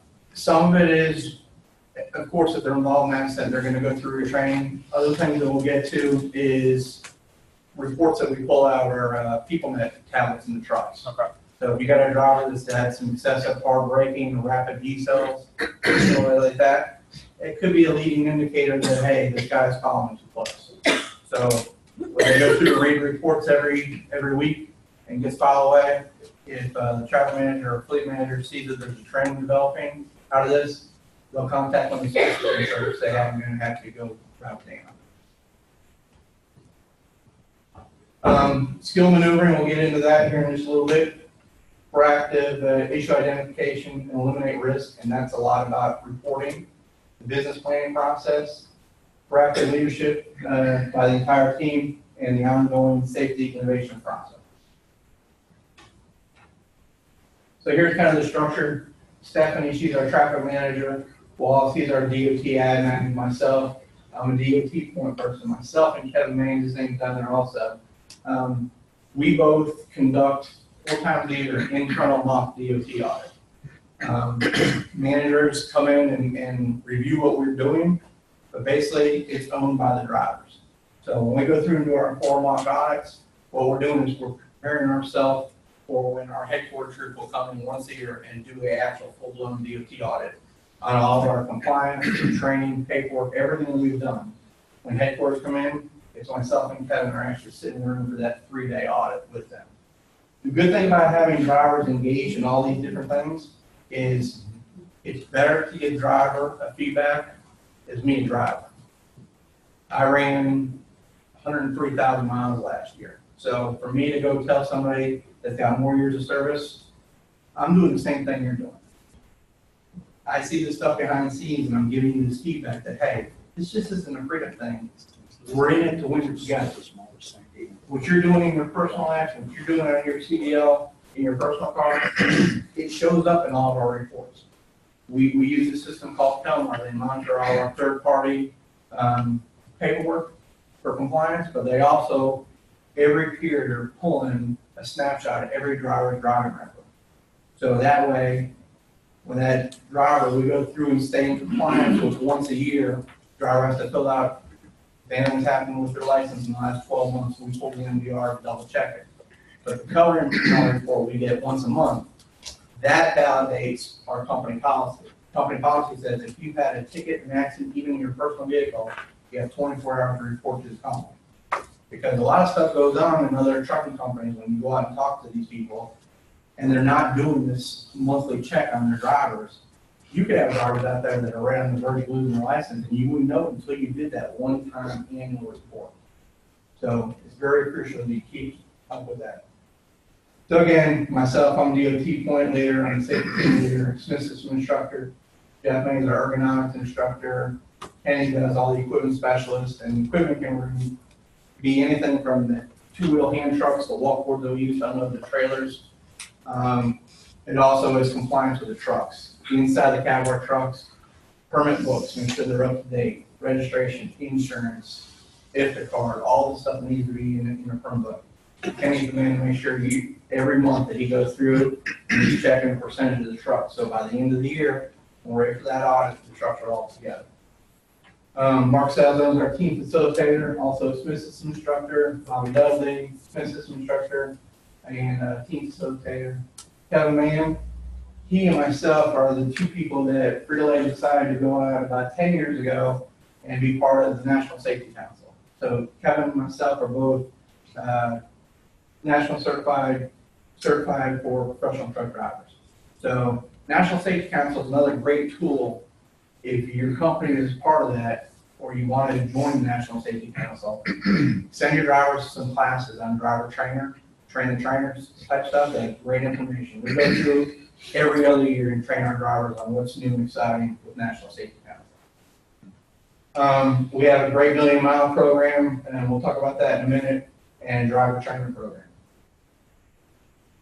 Some more best practices. Again, annual on the Smith system defensive driving course, National Safety Council. Our ergonomics are done twice a year, where we'll have quarterly business reviews. So 4 times a year we have annual training for all our drivers. Now, it could be DOT specific or company policy specific. But 2 out of the 4 quarterly meetings will be on a Saturday, and we'll actually shut down business for the day. Every driver is at these meetings. When they plan those meetings in advance, even if you're on vacation, they'll honor your vacation day somewhere else. You've got to be present at these meetings, and that's when we get the training done. The business planning process, engagement in rodeos. Cover a little bit about rodeos. Cintas, I think y'all said you did the rodeos, correct? Frito-Lay, we do our local rodeo. So Lynchburg, Virginia, all of our drivers, it's voluntary. People sign up and do it. We usually have about 50-50, 60% usually will volunteer to come out and do it. We hold it on a Saturday. It's non-paid, but it is a day off of work if you choose to go out and participate in the rodeo. And we'll set up a course that mirrors very close to what the state and national rodeos are holding. So what we do is we take our winners, our first 5, first through 5th place in our local rodeo, and we'll send them to the Virginia State rodeo. If anybody is not a part of the Virginia State Trucking Association, you sign up and register with them, you can start getting involved in the once a year state rodeos. Since we've been doing state rodeos for the last 10 years in Virginia, we've had 3 drivers win the state rodeo and actually go to nationals, and I was one of them last year. So I won the Virginia State Rodeo last year, and I got to go to Orlando, Florida for a week-long national rodeo, and it's a great platform, not only for notoriety, but when you're at these rodeos, even the state rodeo, you got Walmart, FedEx, UPS, all these companies that have all different diversity in driver and best practices, what they do for best practice training. And it's a great 2 days to absorb and pick and choose and steal ideas, kind of like what we're doing here today. So if you can get involved with the state, it's very easy to sign up. You can contact Robin Bolton at the Virginia Trucking Association. There's a fee, and it's based on how many miles you run in the state of Virginia. The prior year is how much your cost is to be part of that program. But the rodeos are excellent. It's a great way to get out there and network. Core safety team leadership, safety walks. When we do have these quarterly or monthly safety team meetings, we walk our yard. We have a very large yard. We have already 86 trailers, but then we have probably another 100 of JD Hunt, Schneider, warn all these carriers.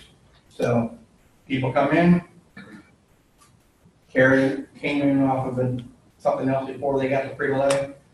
In the middle of the night, they're out there sweeping the trailers out, trash all in the parking lot. You want to identify risk hazards. So something you're going to trip over, pallet boards laying on the ground, making sure our parking bumpers are all up to compliance, all that type of stuff. So we do our yard walks, bin audits, and a bin approval process. Bin audits and bin approval process. Like I said, at 23% of where we deliver to are unmanned warehouses. It's where the sales group finds the best location for them to run their 18-foot route trucks out of, and that's what we're delivering to.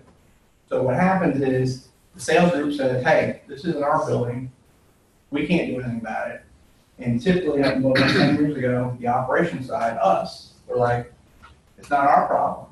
But we started getting smarter about things and saying, well, if we're expecting one of our drivers to unload in this facility and he's got lights that are burned out and you deliver there at 3 o'clock in the morning and this warehouse is pitch black, you got all kinds of hazards, right? So we started getting with all the drivers and started identifying all these hazards at all these bin locations.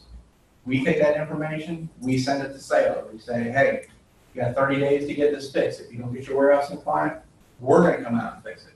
We'll send the safety team out to fix it, and if the day we do that, it's a cost for the sales force. So we're gonna drill and insure that cost out to them. So they seem to get pretty proactive on repairing stuff when you're going to start charging. And it's an easy fix for them to do.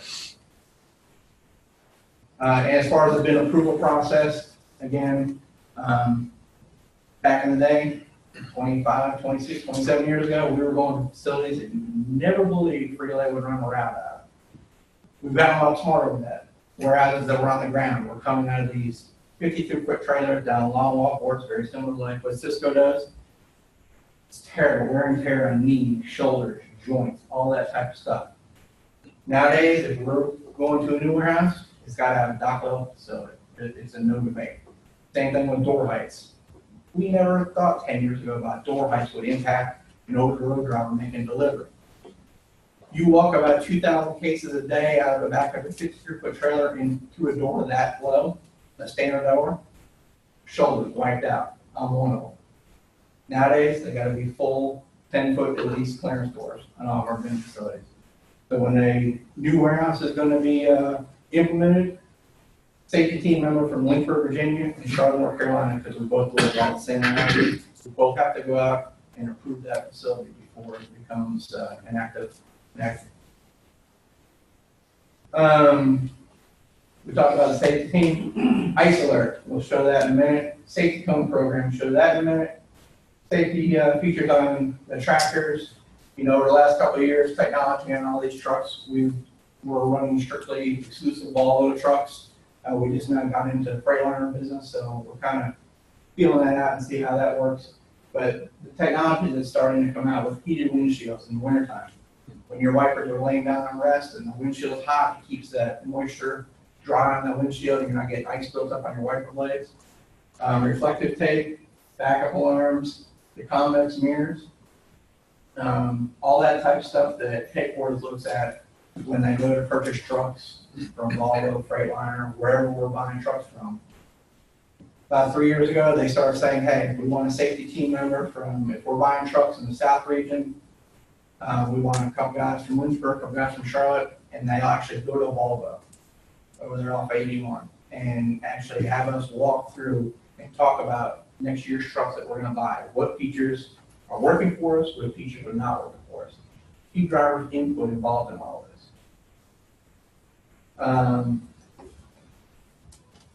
National recognition for a million miles, we'll get to that in a minute. Safety stain bands and gate stop checks. Roadside inspections. Y'all covered real well about the importance of your CSA score, the DOT compliance. Frito-Lay is very good in that regard. We're always well below the threshold. But what we started doing in Lynchburg and in Charlotte, North Carolina, best practice back and forth. Just a few weeks ago, the first, June 4th, 5th, and 6th, we had a 72-hour national DOT blitz. So any officer across the country that's DOT certified, we're out working. We're stopping trucks, primarily checking brakes. but they're also doing full-blown checks. So we started thinking about, well, how can we be proactive at this? Instead of, drivers are expected to do a proper pre and post-trip inspection, what can we do to take it a step further? So during that 72 hours, we split up our safety team, and we're on there, on the yard 24/7 through that whole 72 hours, as well as our shop is open.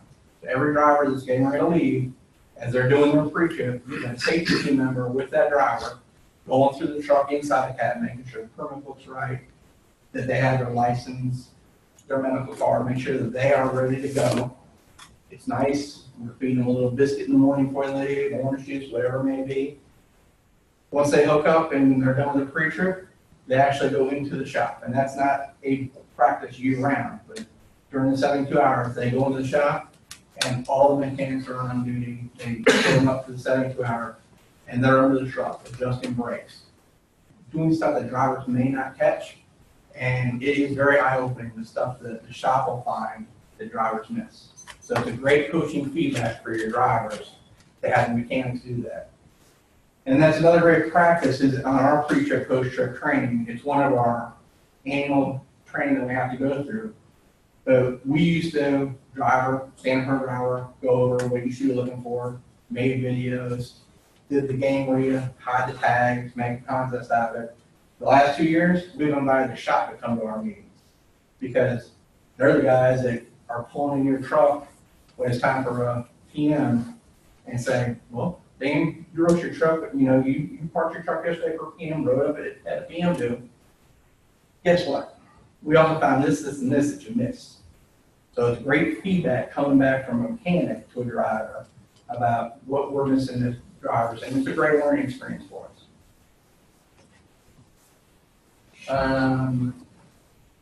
Provide standard real pre-employment testing tool for new hires, skill assessment for all drivers exiting line, try to focus on individual training needs, retraining tool for close quarter maneuvering, and leverage driver department strengths and driving skills. And we'll talk about this here in. So skills maneuvering course. We do this is not part of the rodeo. Once a year, the safety team sets up a skills maneuvering course. And this is a very basic 3 pictures of one that we had set up. And this was many years ago. But now we've built barricades and simulate docks. So every year, all our drivers are required in a 2-week time period, either going out before a trip or when they get back off of a trip, to go through the skills course. We set up 10 problems, and it's kind of, think about it like a police officer. Got to get recertified on the fire range every year that you can handle his pistol. We want to make sure that our drivers still have the skill set that's required for doing all this close quarter maneuvering that we do. Like I said, we are in some locations that you would not think a tractor trailer should be in. That's what the majority of our accidents are, close quarter maneuvering. So, skills course. We also use skills course if the driver's had a close quarter maneuvering accident along with that smooth system run-along. This is also retraining. Driver has an accident, go through the accident review committee, determines that it was preventable. The next morning, whoever the safety team member is that's going to come in and work that day with that driver, we'll get out and set up a couple, not a full-blown course, but what may be related to what that driver's weaknesses were that may have led to that accident. Risk identification process, flight plan review. So every month or period when we're having these safety team meetings, we track everything on a tool.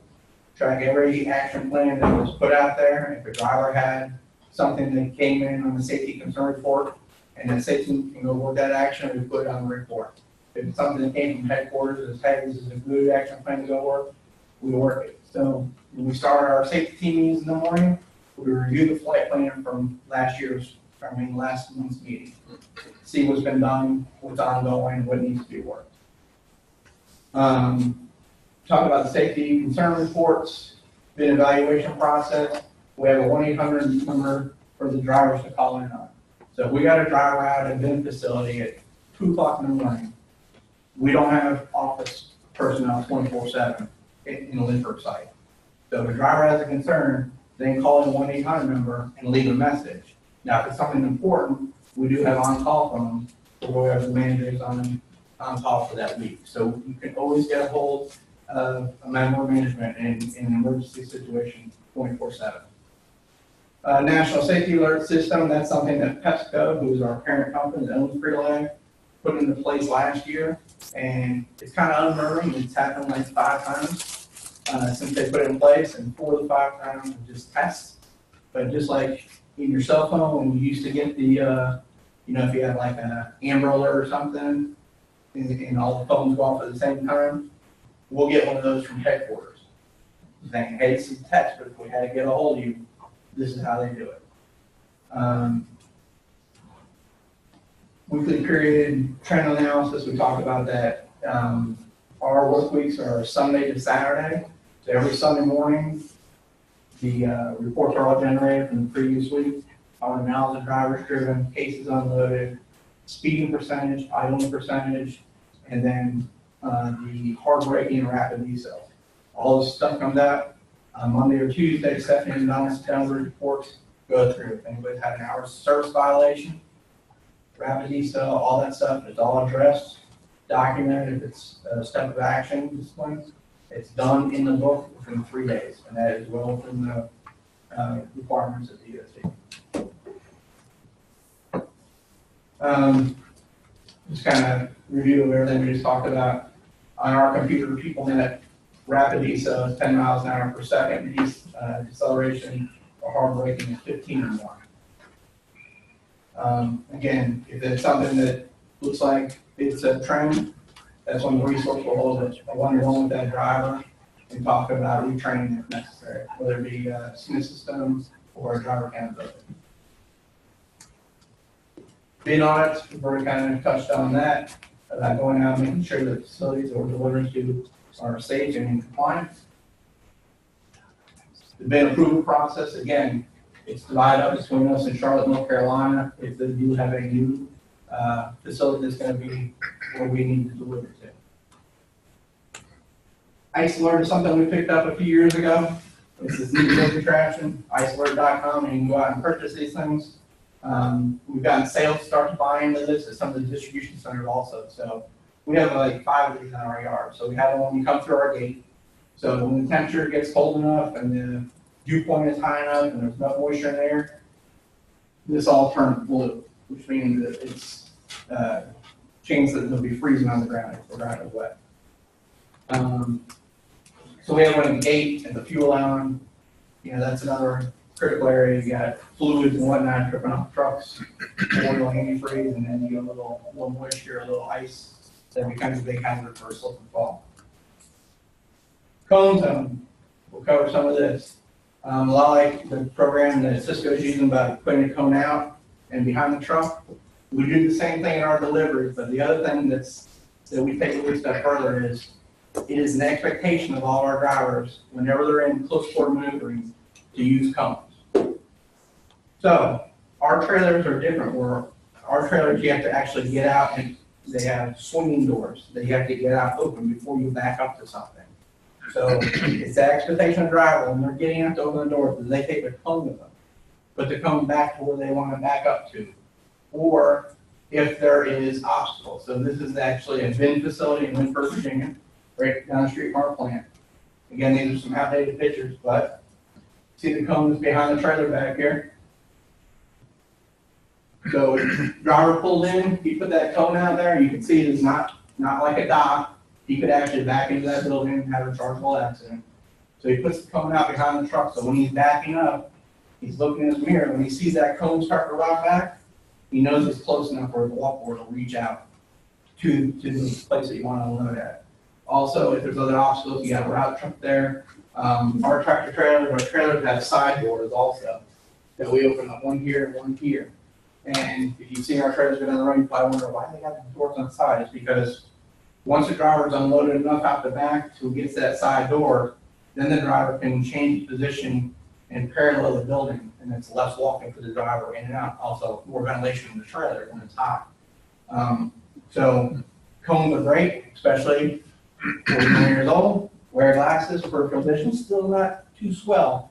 So when I'm moving down the dock and I have my walkboard sticking out the side of my trailer, I put a cone out where I know where I want to stop at, so I can see the walkboard line up with the cone, so it's another good tool to help. Are those doors on both sides? Yes, one door on the right side, two on the left. Safety cone program, it kind of goes in hand in hand with Smith system. But again, it's the expectation drivers. The other thing is, we have all day cab tractors, and about 40% of our runs are out 1 or 2 nights at a time, so we stay in hotels. We're usually getting into hotels at 1, 2 o'clock in the afternoon when the parking lots are empty. The worst thing was we used to come out at 10 o'clock at night and you're completely blocked in. So we use the cones at hotels to kind of keep that buffer around our truck. Not to say that you won't come out and be a cone jammed up under somebody's Prius. It's all right front of you, but it still helps. You know, at least you've given it your best. Recognition for $1 million. We'll get to that in a second. Locally in Lynchburg, for recognizing good performance, we started investing about 6-7 years ago about increment miles of safe driving and awarding drivers that are safe and adequate. So 250 miles, they get a nice little money clip. 500,000 miles, they get a ring. 750,000 miles, they get a ring. And then at 1 million miles, they get a ring, which is kind of like a Super Bowl ring. It's really cool. And you all seen it. I didn't learn mine for that, should have. But when they get to 1 million miles, they get sent for a 3-day reward recognition trip to headquarters in Dallas, Texas. So for the first day, the driver's in meetings and recognition from peers, and everybody's working together, and all the spouses. The year I got to go out and go shopping. They took them out for a day of shopping. So great programs around that. Smith system was already trained out. I talked a little bit about our economic overview and how they do it twice a year. National Safety Council.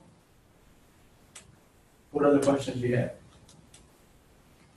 You got 7 Smith trainers for 35 people. How do you mesh the Safety Council training with your Smith training?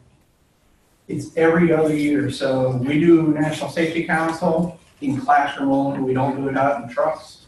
So the 2 of us that do National Safety Council, we won't do Smith system that year as instructors. Is that what your question was? I was just wondering how you utilize both together.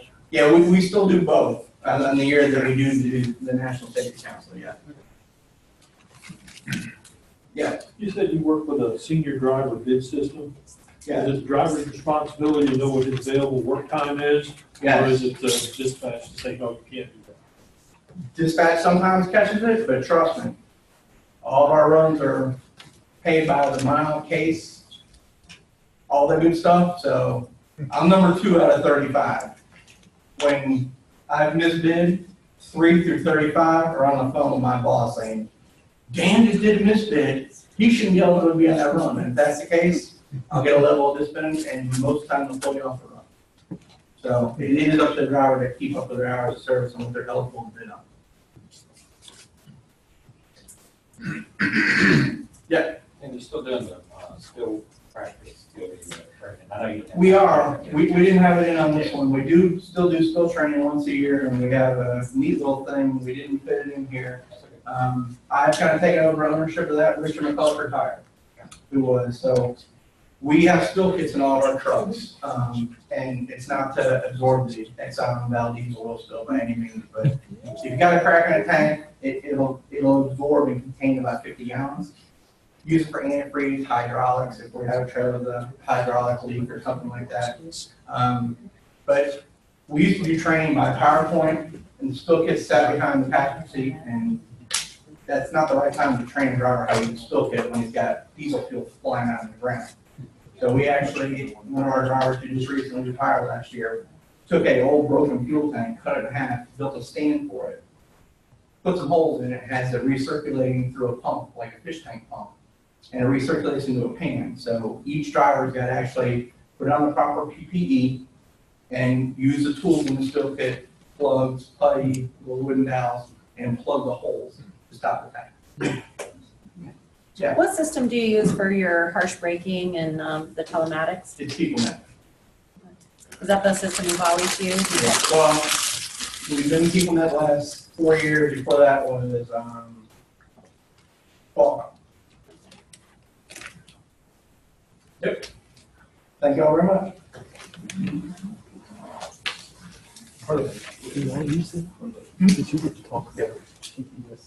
Hi, I'm not on the agenda, but my name is Jay Withrow. I'm the Director of Legal Support Department, also Milford's boss, head of MVP. I wanted to take a minute and tell everybody we have a redesigned website for the department. And we're trying to put a lot more information on it. In the search bar up there, could you type the word reverse?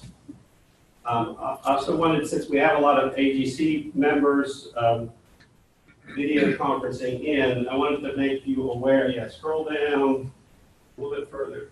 There where it says reverse signal operation, click on that. Virginia, as Commissioner Davenport said, is a state plan. We run the OSHA program in the state.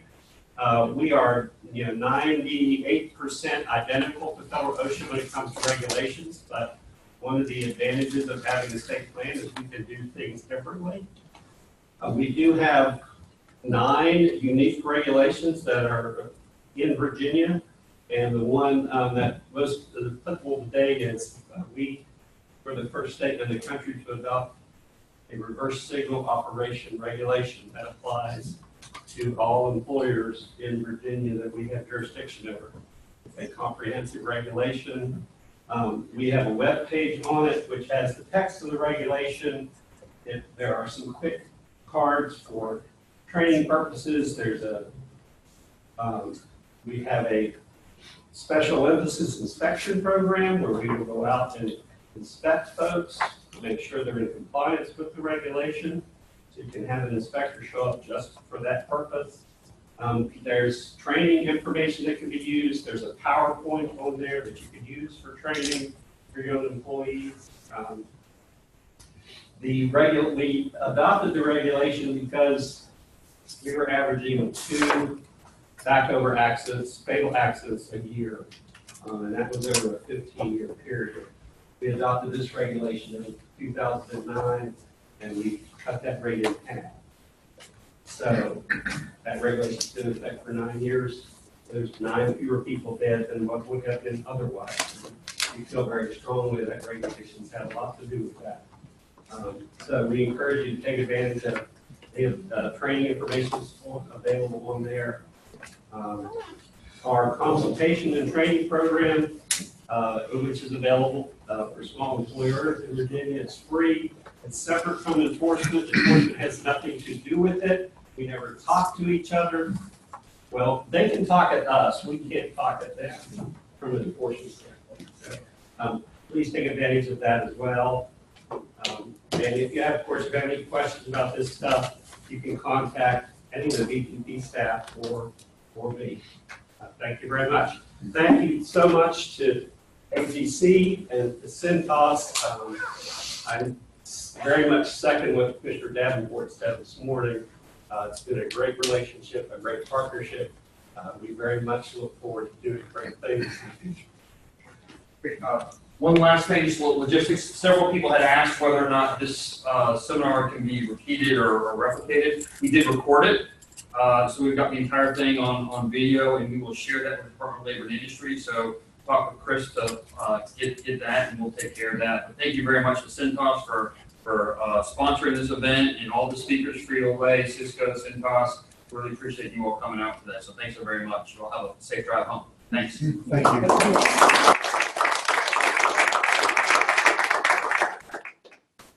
Everybody, please drive safe.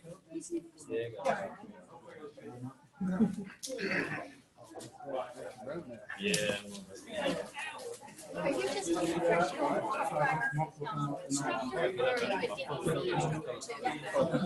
So do you teach the DVC Are you certified to teach it in Virginia, or are you certified as well It's nice meeting you. Hey, nice new place here. Do what? Nice facilities. Yeah, is it? Yeah, I like it. We do a lot of training in-house now, like the project management training, STP and all that. And so it's nice to have an area that's kind of close on. Yeah.